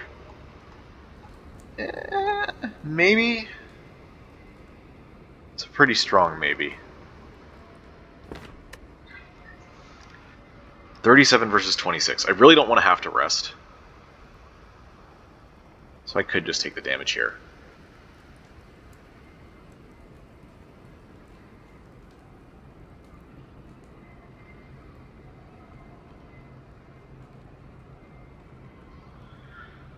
$26 HP with the energy potion. I guess it depends on the first couple draws, because turn 2 Collector can hit for 35. And if I don't draw the right card, the energy potion just doesn't do enough. We do have help from Gremlin Horn and Tiny Bowler Hat. So like there's a chance that we can do a lot of damage to kill one of the torch heads. It's just risky. That may still be the correct play though. I'm gonna keep this. Based on whatever card I get from here, relic, sorry, card, potion, whatever I get from this, I'll make a decision. Ooh. No! Gremlin Horn, why? Oh well, it shuffled with it, so I guess it's fine. Is there anything that kills her? Doesn't look like it. Maybe I guess if it played enough attacks it would, but... Also, if it played hand, it read too early. Okay, never mind. We're not doing that. I'm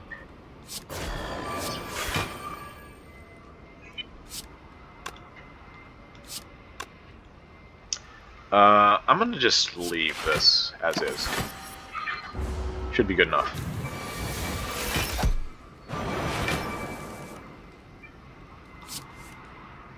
Okay.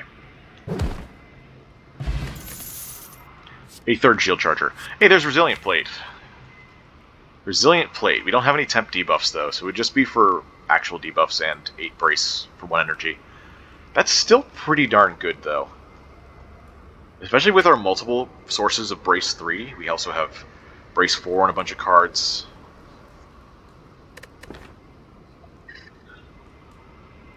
Sure. Vent Steam's also okay, but I'm going to just upgrade Curl Up here, I think. That will enable both of our Brace 8 cards, the Priming Shot and the Brazilian Plate. The Brazilian Plate? Yeah, I think this is going to be good enough for the boss. We'll see. Please no punish. Okay.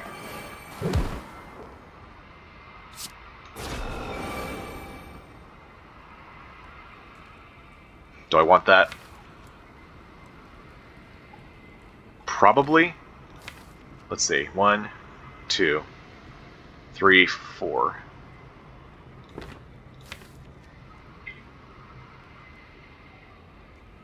Four cards out of, what, 25? 24? Sheesh. Alright, I guess I'm using it now. Alright, there's the 35. And wow, I did need to do that. Okay. This is going to be our energy potion, I think. We enter defensive here. We get to 38, so that means we're alive. And get as much block as possible. And I think I'm going to put one of our shield chargers in immediately with energy pot. Please attack me again next turn. I would like to make use of my weak and the shield charger. Also, I would like you not to gain strength. That'd be great. Oh, right, invincible. Okay, okay. That's good. 25. I have 23, and Curl Up's kind of important. Oh, but that puts me in defensive. I guess I just do Twin Slam then, that gives me 3 more block.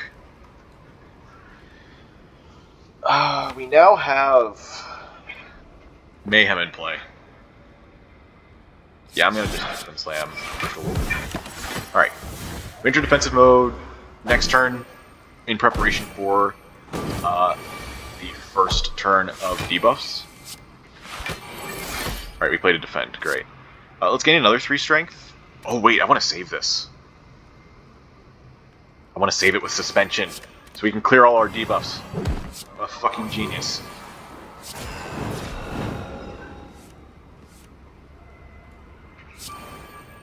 I'm a mad scientist. What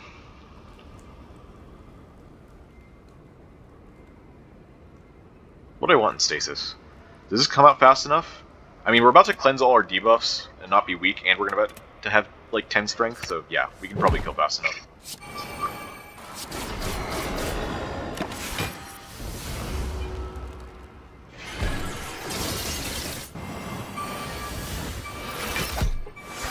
Also 12 thorns, which is going to go down to 9, but still.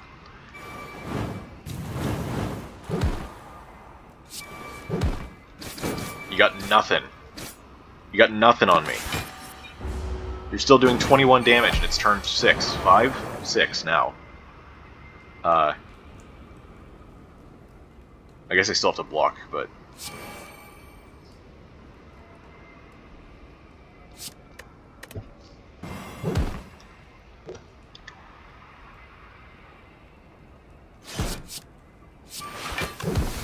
Alright, that's a full block. Very nice. And next turn we should absolutely have enough damage. Let's see what we play. It's a defend. Wow, you didn't even get the chance to give yourself strength. That's incredible. Okay, this is a little close, but it still works. 20 gold. Alright. Onyx. Giga Beam, we were a little late. I think we have more than enough damage, but Onyx is pretty okay for exploit gems, honestly. If we find some kind of temp buff, like I hesitate to say the Dex gem because we want that for Twin Slam, but I guess it's better in exploit gems with the Onyx.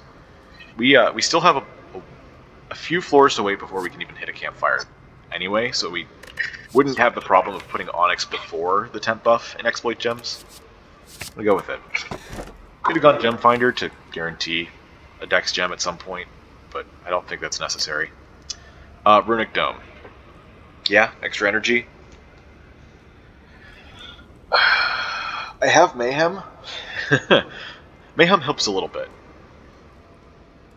I guess it has, I guess since I've learned this now about Guardian, it has the problem of, like, the random stasis things. Like, unupgraded curl up and planning, where if you just don't have the right card played that turn, then it does nothing.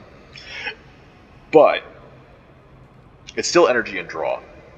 And drawing through things is better. I guess that's why planning is important, huh? I'm not even thinking about the extra draw that you're getting from it, I'm just thinking about the actual effects. Okay, maybe it's not as bad as I thought. I've come down on that card quite a bit since we started this. It might be B tier and not C tier. Or D tier. We'll see.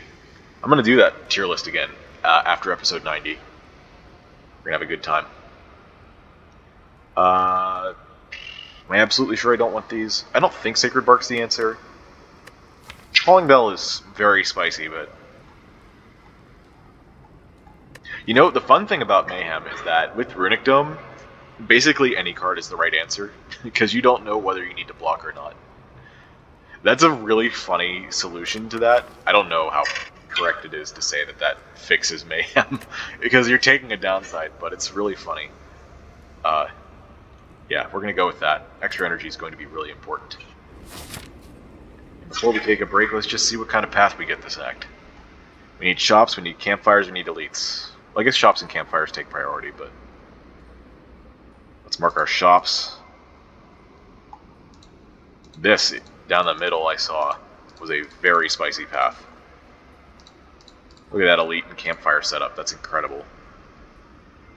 Then we either get 2 campfires down here or elite campfire. We do still need to take the red key, so we only get 3 of these fires, or 4 if we go here. It's still a while to go for a shop, but I guess if we're hitting this and then the Act 4 shop immediately after, we're pretty good. How about this right side? How does that look? Right side looks terrible. Alright, I guess we are just going for this one.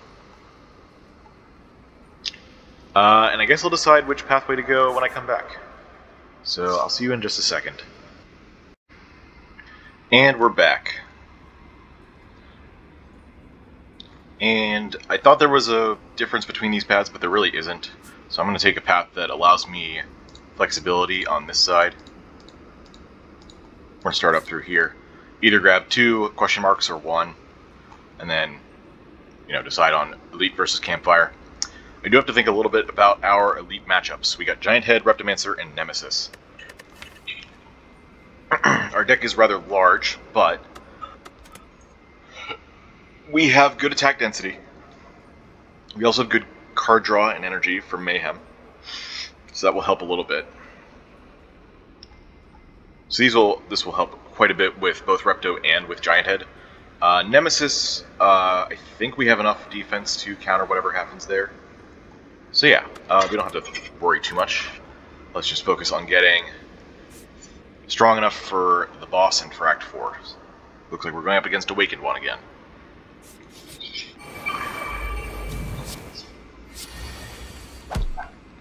Alright, Runic Dome, as usual. We don't know what's happening until it happens. We have so little energy in hand, I feel comfortable playing this. Let's see what we get. We are drawing 2 cards. Looks like those cards are going to be Polybeam, Defend, and we're going to put Shield Charger into Stasis. That seems fine to me.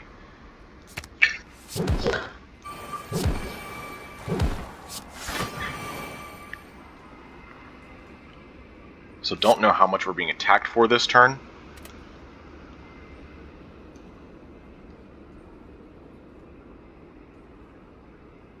We could be getting attacked from all three of them. So let's break out the Discord bot for possibilities here. Darklings. They can have a range of attack.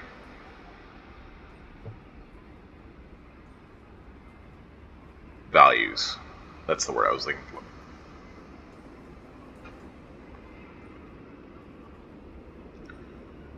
Between 7 and 11 for less than a certain ascension, and at A20 that's 9 to 13.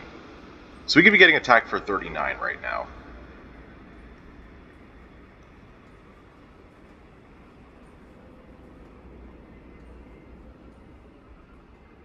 Looks like it's a 1 in 8 for that to happen, but still. And also, of course, that's with maximum attack values.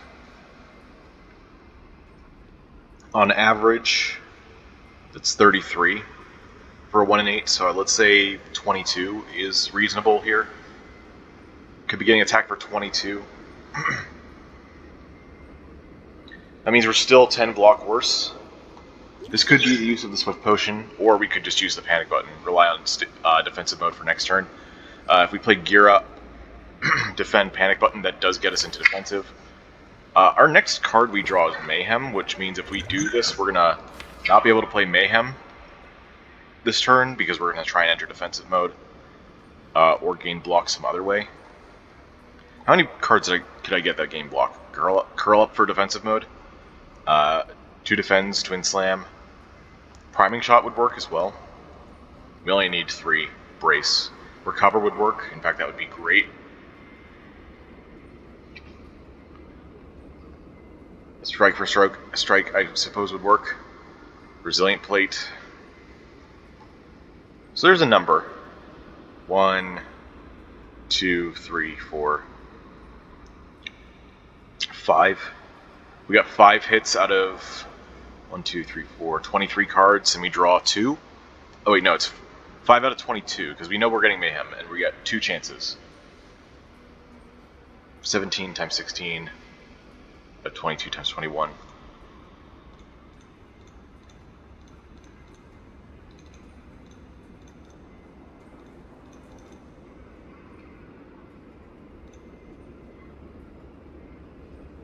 Okay, so it's like a 3 and 7 to hit. This is like a 4 and 7 to miss. So yeah,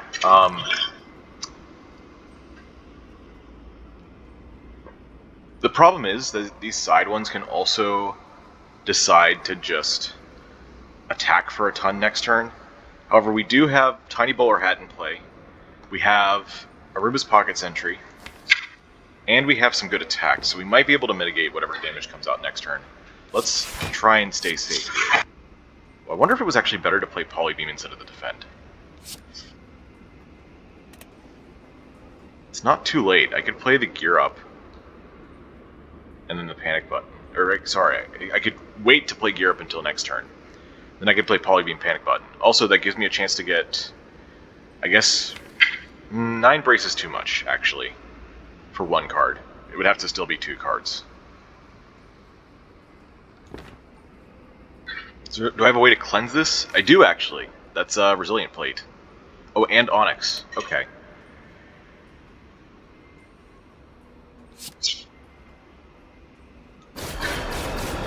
The boot. Alright. Not attacking, not attacking. Oh my god. Alright. Well, that's probably the worst possible outcome for what we tried to do. However, we're good anyways. We don't have any... Oh wait, we do have Hand of Greed. I can maybe get Hand of Greed on this one. Let's see, even worst case scenario, this is 15. Weaken down to 11. I play Gear Up, we enter defensive mode. And block for 10 of that. Meanwhile, I can kill the other 2 with 2 procs of this. So Revenge Protocol, Gear Up. No. It would be strike, gear up, multi-beam. Okay, let's do that. Oh yeah! Okay, that works. Played for the gold, we got it. Alright, well there's Evasive Protocol again.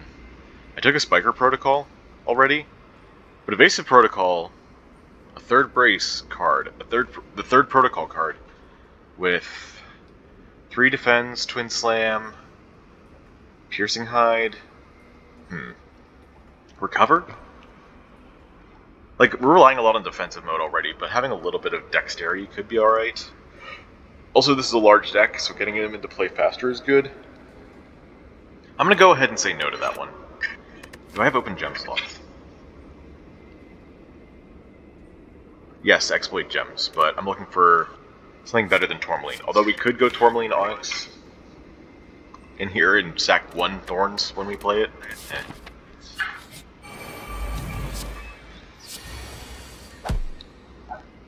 Alright, these guys could also be attacking for a lot. This might be our Swift Potion. In fact... Oh, actually it could be Blessing of the Forge. Although Blessing of the Forge has a really good interaction with Boss Tiny Bowler Hat. You can use it to upgrade this to make 3 random upgraded boss card at the start of your next 3 turns.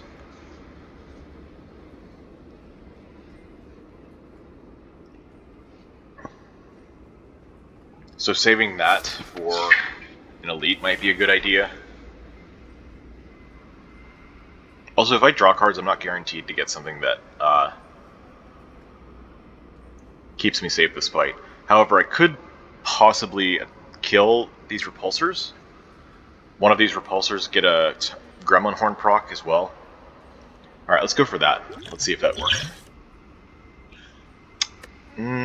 I don't think that worked. I'm gonna be honest. I guess we could enter defensive if we play strike for strike and just take the 3 damage.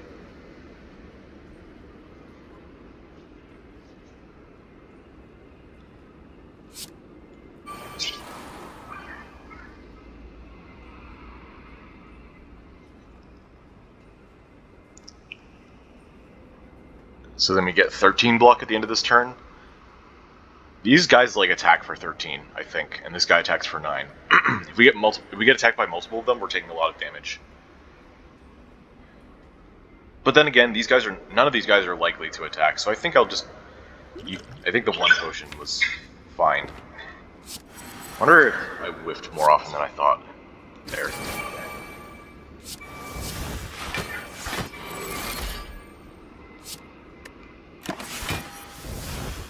Oh right, I played Recover. Okay, they didn't even attack.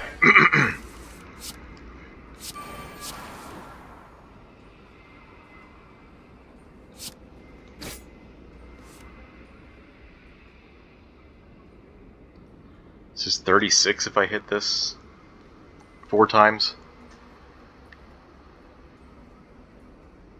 I think it's worth it to risk. Okay, 3 times is about what I expected.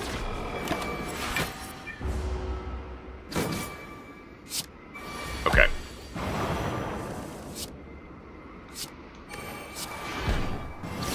I don't think I care about my Hand of Greed as much anymore. I just care about not taking a ton of damage. I know this guy isn't attacking again this turn, so we're gonna just kill Repulsor. Spike or Protocol. Oh, we need to draw Hand of Greed this turn because Hexaburn is going off.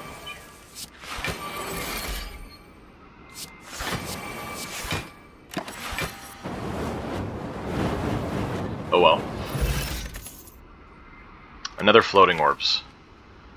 I don't think we need more damage, especially not in the form of a power. Okay, that's another good reason not to take Evasive Protocol. Huh. Although I think we're going to try and outscale Awakened One with Mayhem. Try and just kill fast. So I don't think it's a huge deal, it's just still going to make it a little bit more risky. Alright, nice thing about this is we always know what the pattern this is.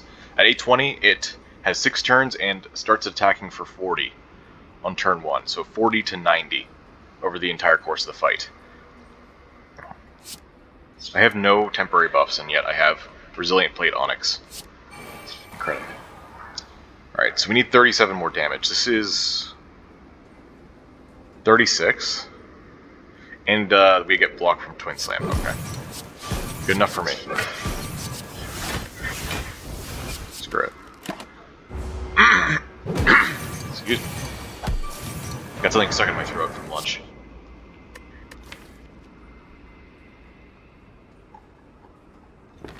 Alright, let's see what we get here.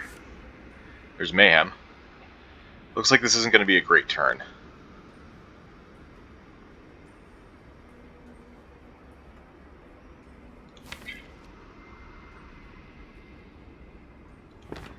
Can't enter defensive. We can only block, which means thankfully they're weak, but 47 minus 12 is 35. So we're still taking a lot of damage. I could use this to save another 8. I think we can still do better. This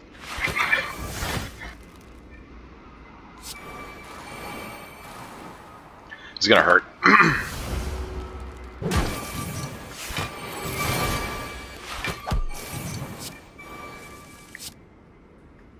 Oh, there we go. Choose a card to place into stasis.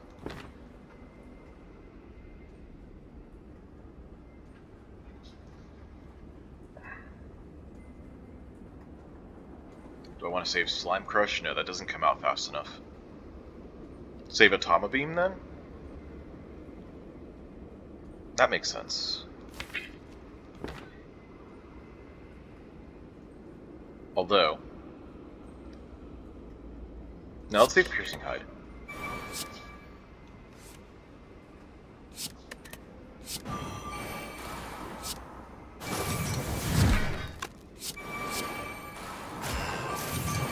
Alright, this is turn 3, so 60 was what we needed. We got way more than that, so I'm just going to leave Atoma Beam in the deck. We need 70 now.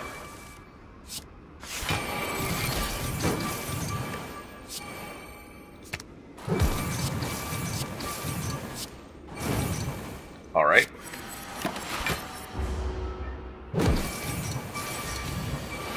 Now we need 80.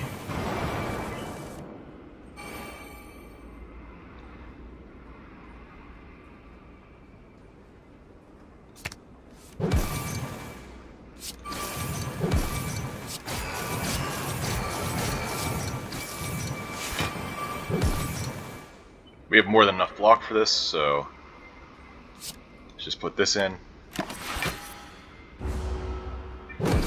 And the final turn for 90. Oh yeah, they were weak too. Oh, if only I had enough for Hand of Greed.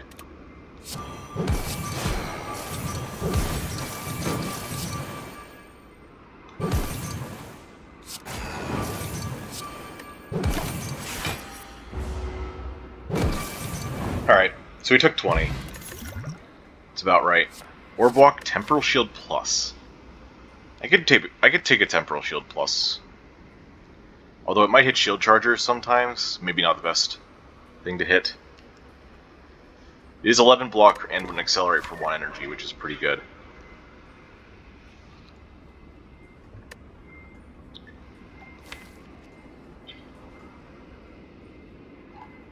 I don't think I care about Orb Walk.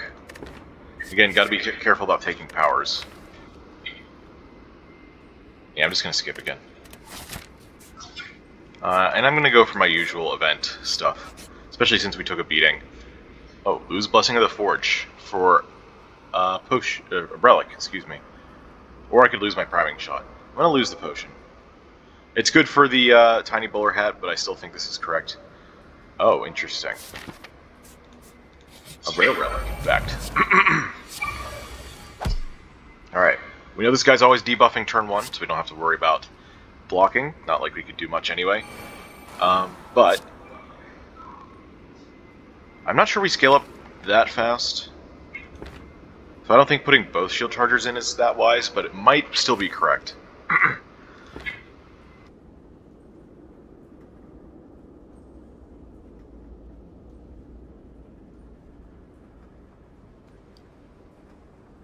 Especially since turn 2 could be the big hit.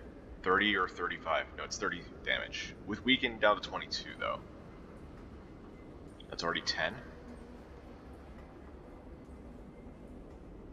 What if I draw an extra card? Nah. Alright, we don't need to move it. Oh yeah, but I'm also frail. 22 minus 7 is 15. Alright, great. We need another 15 somehow.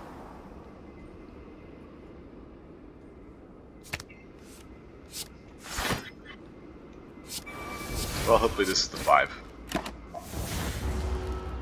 Yes, good.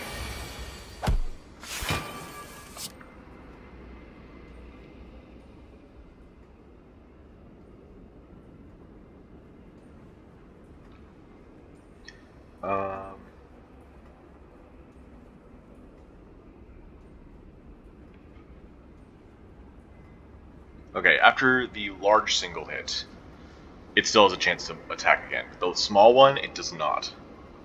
Or I guess the small multi-attack. So this is another buff turn for them. Which means we don't have to enter defensive here.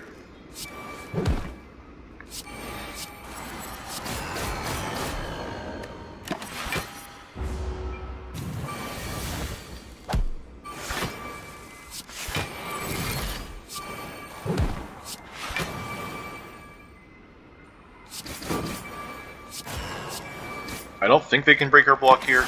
I could be wrong. No, they can. That's alright, though. It's only a little bit.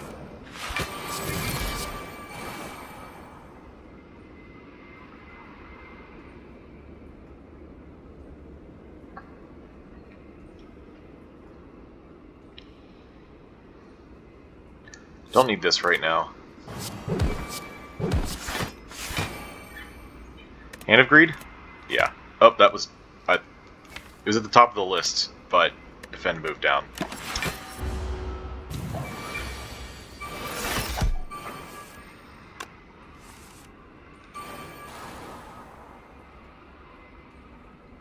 Now this could be 11 times 3 at worst. Okay.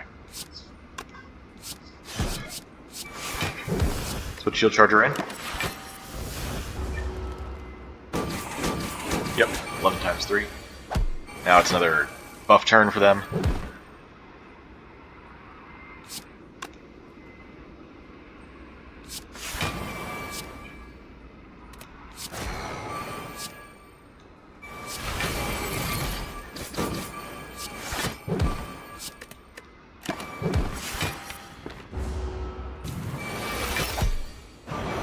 Now this could be like 20 times 4 or some crazy amount.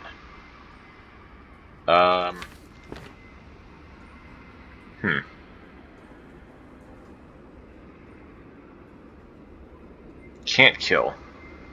There is vulnerable coming, but it's still only 18 and 33, which is 51 out of 64, and that's not enough.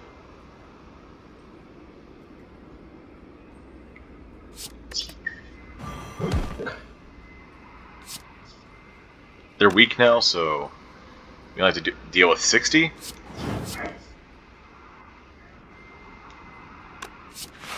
Alright, I'm going to give myself a chance to get Hand of Greed back. Single attack, they could be doing the multi again.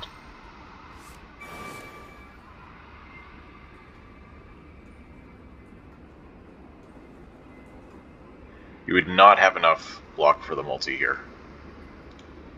So it is either Hand of Greed in the next few cards or no gold at all.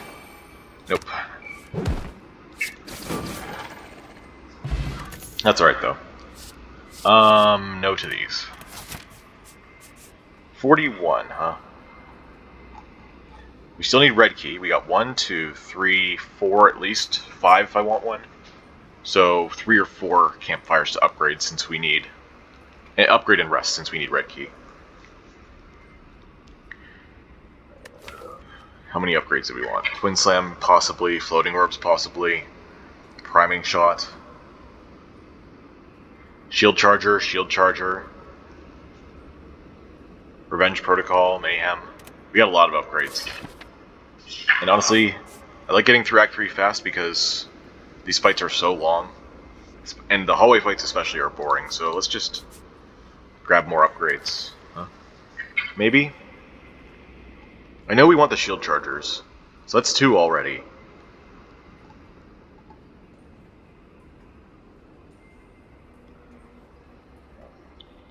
Twin Slam is kind of a pipe dream at this point. Priming shot's still pretty important, though. Maybe not that important. We have a lot of brace cards now. So maybe I don't need that. Floating orbs would just be nice. Like it's a lot of damage, but we have a lot of damage elsewhere as well. Like Thorns would be great for the heart. We have strength here. We have strength from Guria. Oh yeah, we would want to lift instead of upgrading floating orbs, I think. So shield charger, maybe Twin Slam, but we can do that at the end of the act if we get a gem for it. And then we have the Act 4 campfire as well.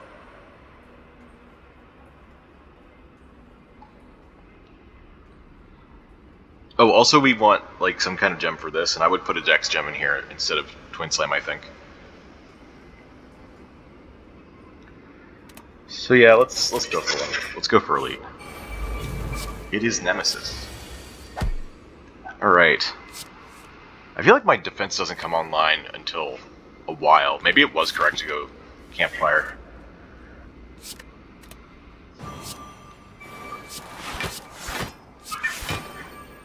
So we could be getting attacked right now for 7 times 3, and we could be taking 6 damage. And the next turn we gotta worry about the 45 attack. I guess 33 with this. Alright, let's see what we get here.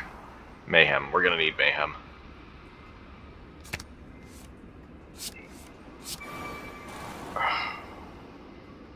Wow, this is gonna be really bad if this is the 45 attack. Holy hell. I didn't think I had it this bad. Please tell me this is only the 7 times 3. I do not want to go down to 2 HP. Okay, thank you. You're very merciful.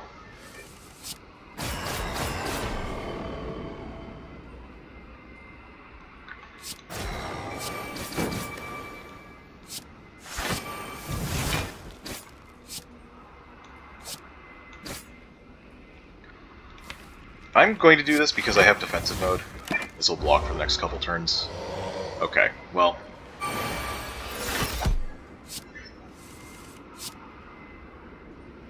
Alright, straight into stasis. Very nice.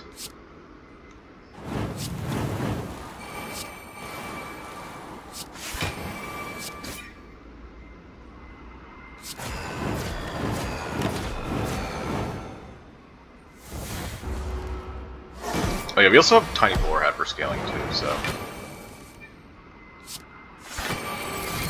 There goes a burn.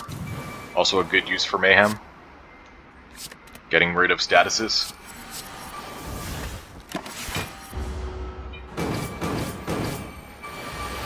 This could be the 45, but thankfully I have so much block.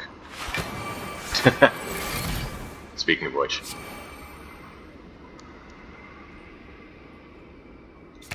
Back in defensive mode.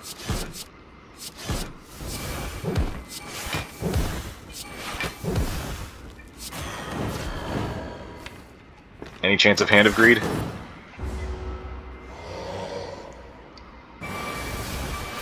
Maybe. I guess there's always a chance.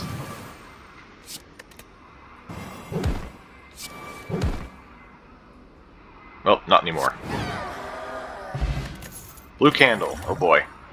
Ancient Power Plus. Shield Spikes. Ancient Power Plus with Resilient Plate Onyx. I think I have to take this, but it's so much setup. And I'm not guaranteed to have it with either of these cards. I'm gonna go Shield Spikes. Regretfully. Oh boy, this guy. This guy hits hard. And I think it always debuffs turn 1 at this Ascension.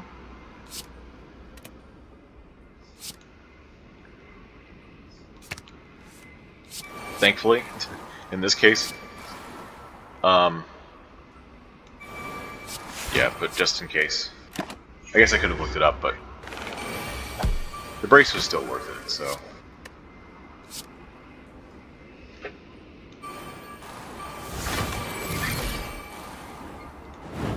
You can also reduce this by 1. Amazing.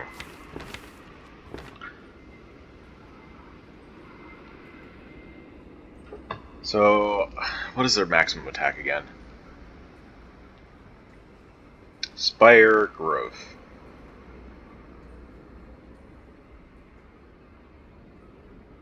25. 25 and 11 is 36. So that already caps out my invincible. Let's just go for it. Yeah.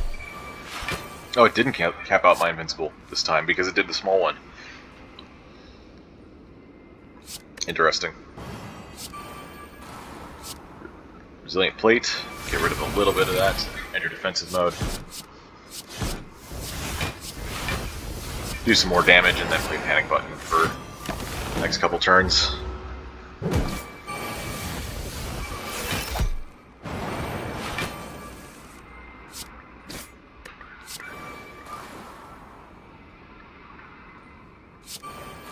This is 8 times 6, 48. Did we already pass Hand of Greed? I guess we did.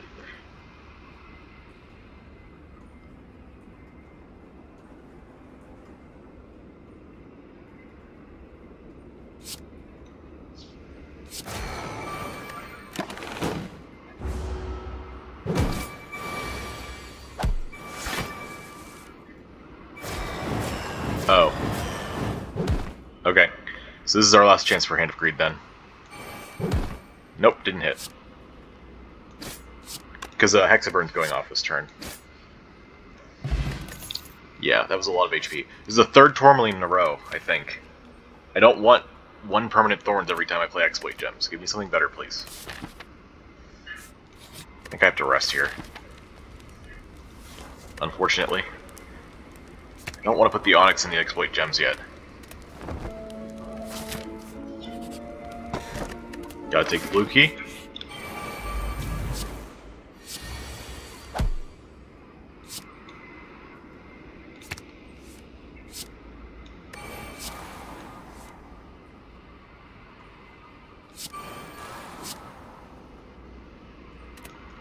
Take 9. It's not quite enough to enter defensive mode. Off this hit anyway. I could just play Shield Charger and then enter from taking hits twice. It's 18 HP, but like, what are you gonna do? We're not guaranteed any kind of damage here. You gotta prepare for next turn somehow. Yeah, this deck is a lot of setup. A lot more setup than I thought it would be.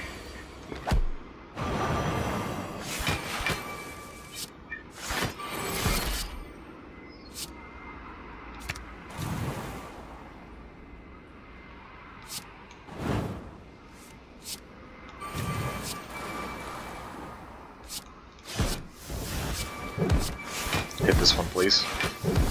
No?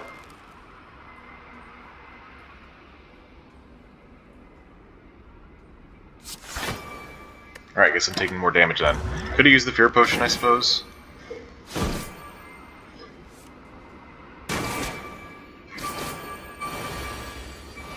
God, I'm never gonna get these upgrades.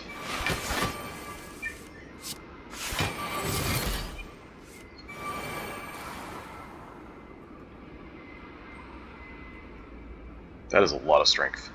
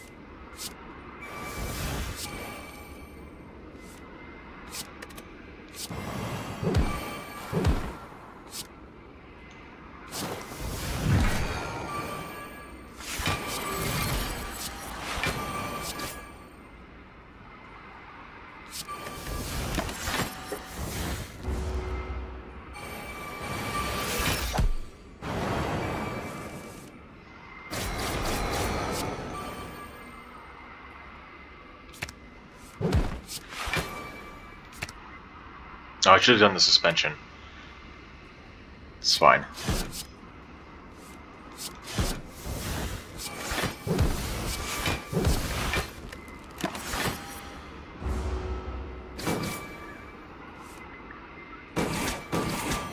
Alright. Now or never. Alright. Wow. Okay. Thanks, game. Oh hey, it's like I lifted anyway. Body crash. Yeah, we're making so much block. Let's get that damage in.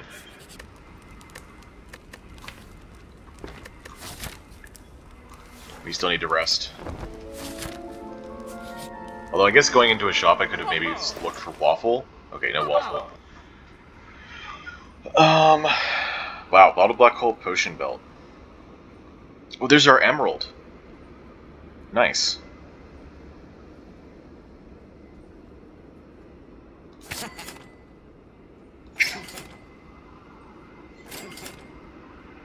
I'm gonna put the shield charger in, and we'll upgrade it.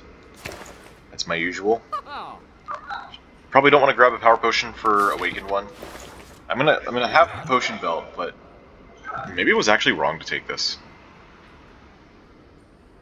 Because I don't want any of these potions, and I might end up using both of these. Alright, you know what? I am going to save and quit. Save and quitting a shop is not something I'm hugely bothered by in this series.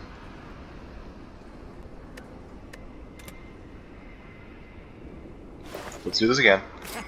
This time, you just take that, take the emerald, and the card remove. And I think I'm going to card remove a strike. The defends are actually about to become important, so... And we'll save the rest for Act 4. Alright, now we can socket these. Do I need to rest again? Maybe I can recall now. No, let's upgrade shield charger. Let's get that in right now. And I guess we're going to leave Twin Slam as is. Alright, this guy could be attacking for 13 this turn. So let's block it. Don't want to enter defensive quite yet, so let's keep gear up. There it is. Also, this is bracing for 6 every turn, so you don't want to play any brace cards at all. Give me strength.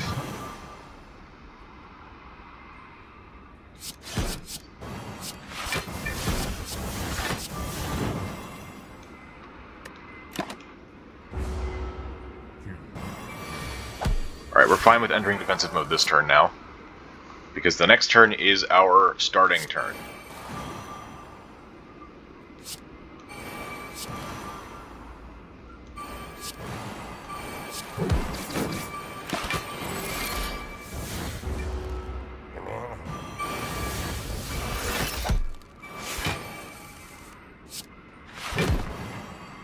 We're also below half. I didn't even think of that.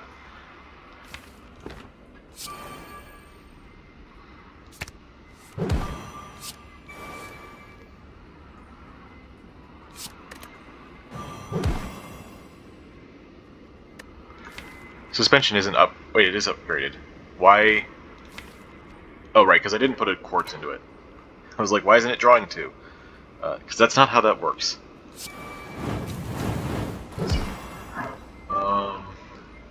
Very notably, I've no... Oh wait, I do have a way to enter defensive. What am I talking about? Shield spikes gear up. Unfortunately, that's a lot of energy spent on defense.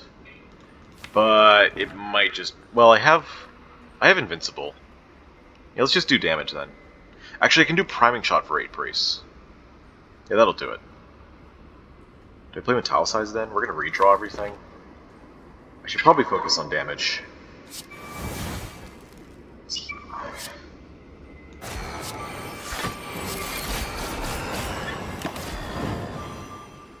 Yeah.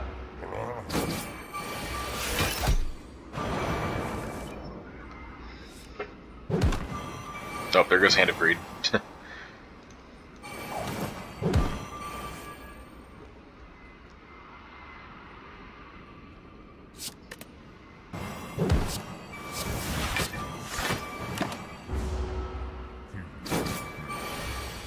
Alright, now's the turn we use the Invincible, I think. Unless we can just kill somehow.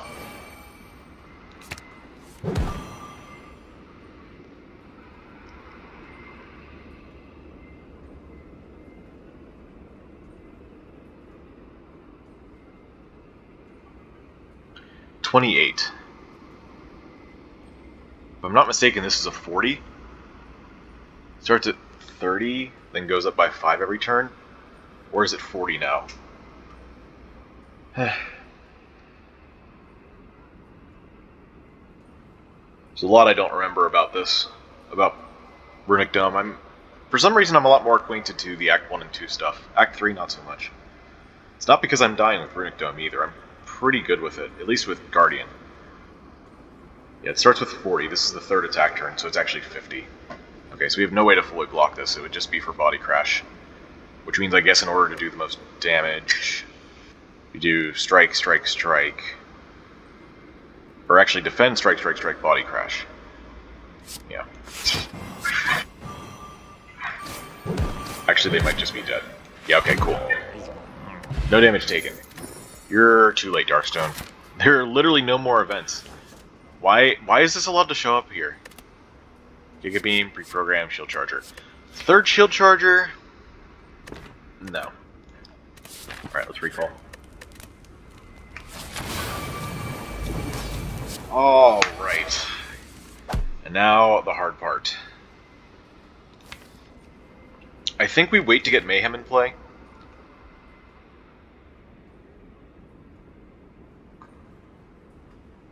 I could Hand of Greed one of these.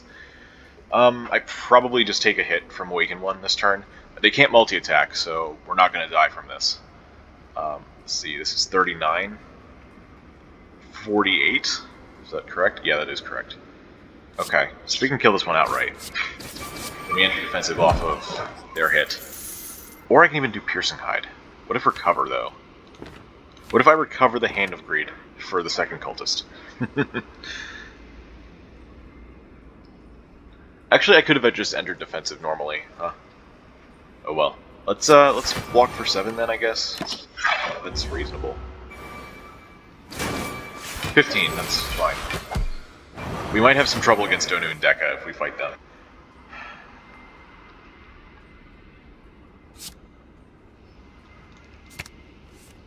Alright, we got both of these in place, so let's just be very aggressive now about how we block, or about how we play our powers.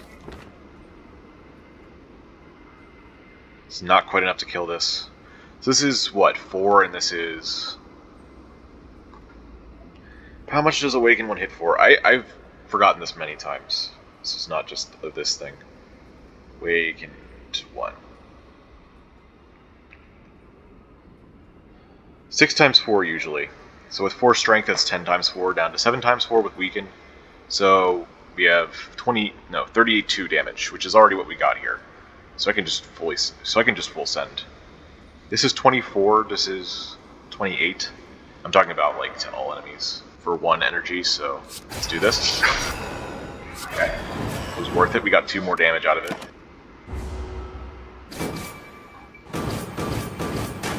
Alright.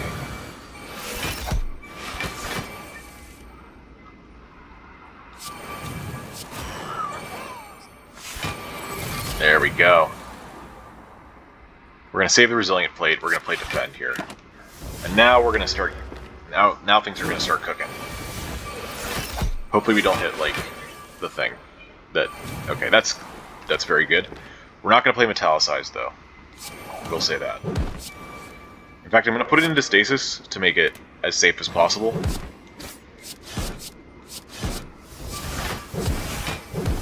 Gonna play Gear Up.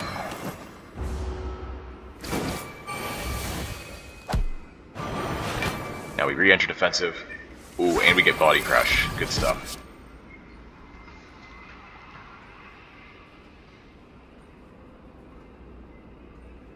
I could put Body Crash into Stasis, but I don't think I'm guaranteed to get block by the time it comes out. Now I need to spend 1 energy before this. I guess Curl Up on Shield Spikes makes sense.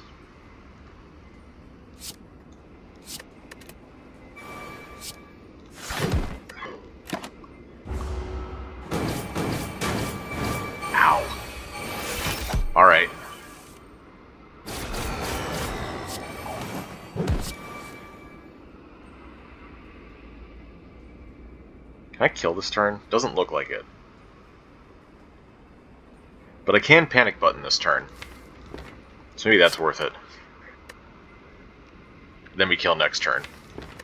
Yeah. We'll go with that.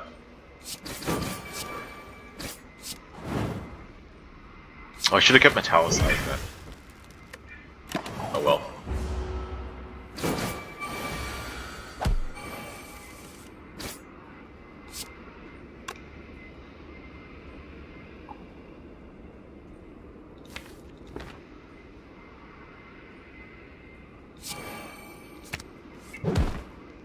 I would have loved to get Study the Spire into stasis. Or actually, in my hand.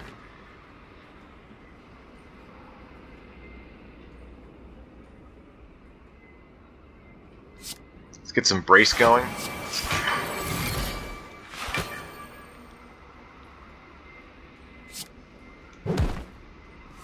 Oh, we did! Gremlin Horn to the rescue. Awesome. Alright. Now we have all this block coming out, so maybe we're safe? I think this is a 40 attack. So up to 50? Yes, 50 this turn. Card into stasis. I guess the strike. Alright, let's see what we can do here.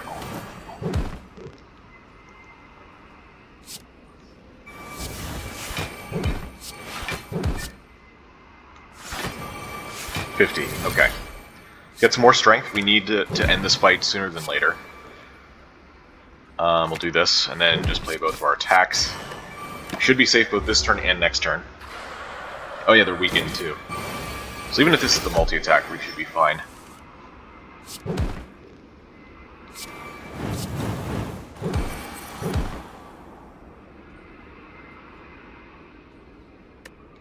Anything we can bring back here?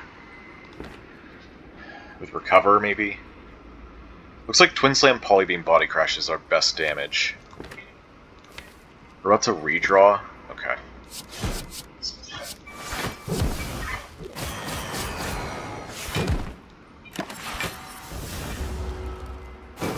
Yeah, they did the Void, of course. It's not good.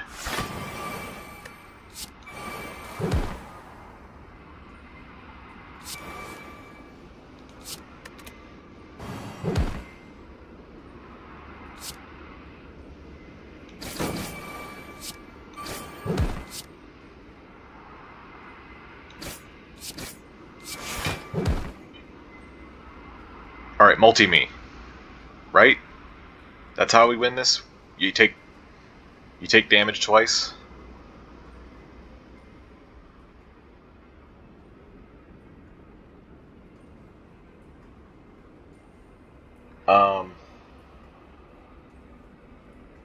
That's 20 times 3. What about the single? 28?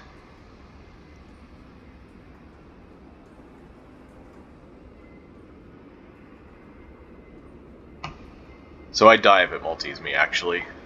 But if it does the single, then I'm alive? Alright, guess we'll see. Yeah. Alright. I think I made some mistakes there. It's a shame. It was a fun deck, at least, but it just had way too much setup. Somehow.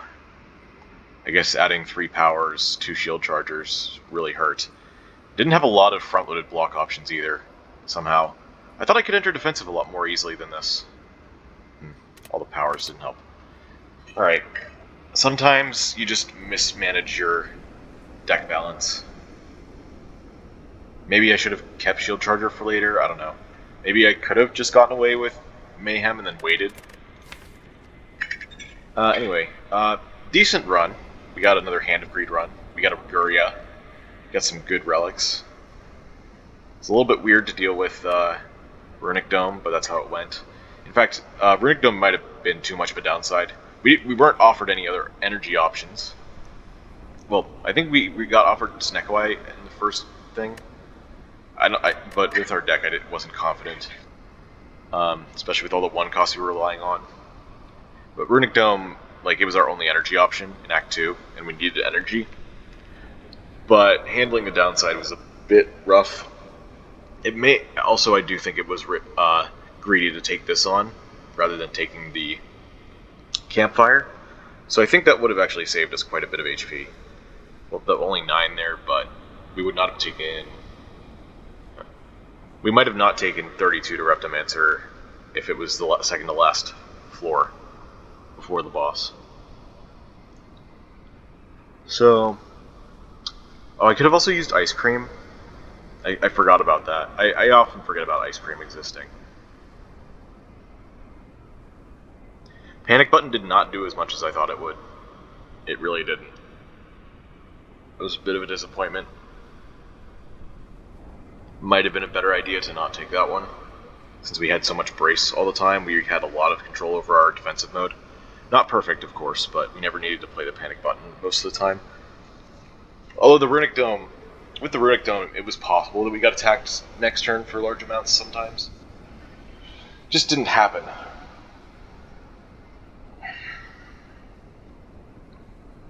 I feel like we handled our gems well that game, but that's about it. Yeah, I don't really know why this went as poorly as it did. Felt like it fell apart in Act 3 when I was feeling very confident earlier, but that's just how it goes sometimes. Might be the big deck with a lot of common cards. Alright, I hope you enjoyed this episode. I hope you stick around for future ones, and if you do, I'll see you then. Thanks for watching.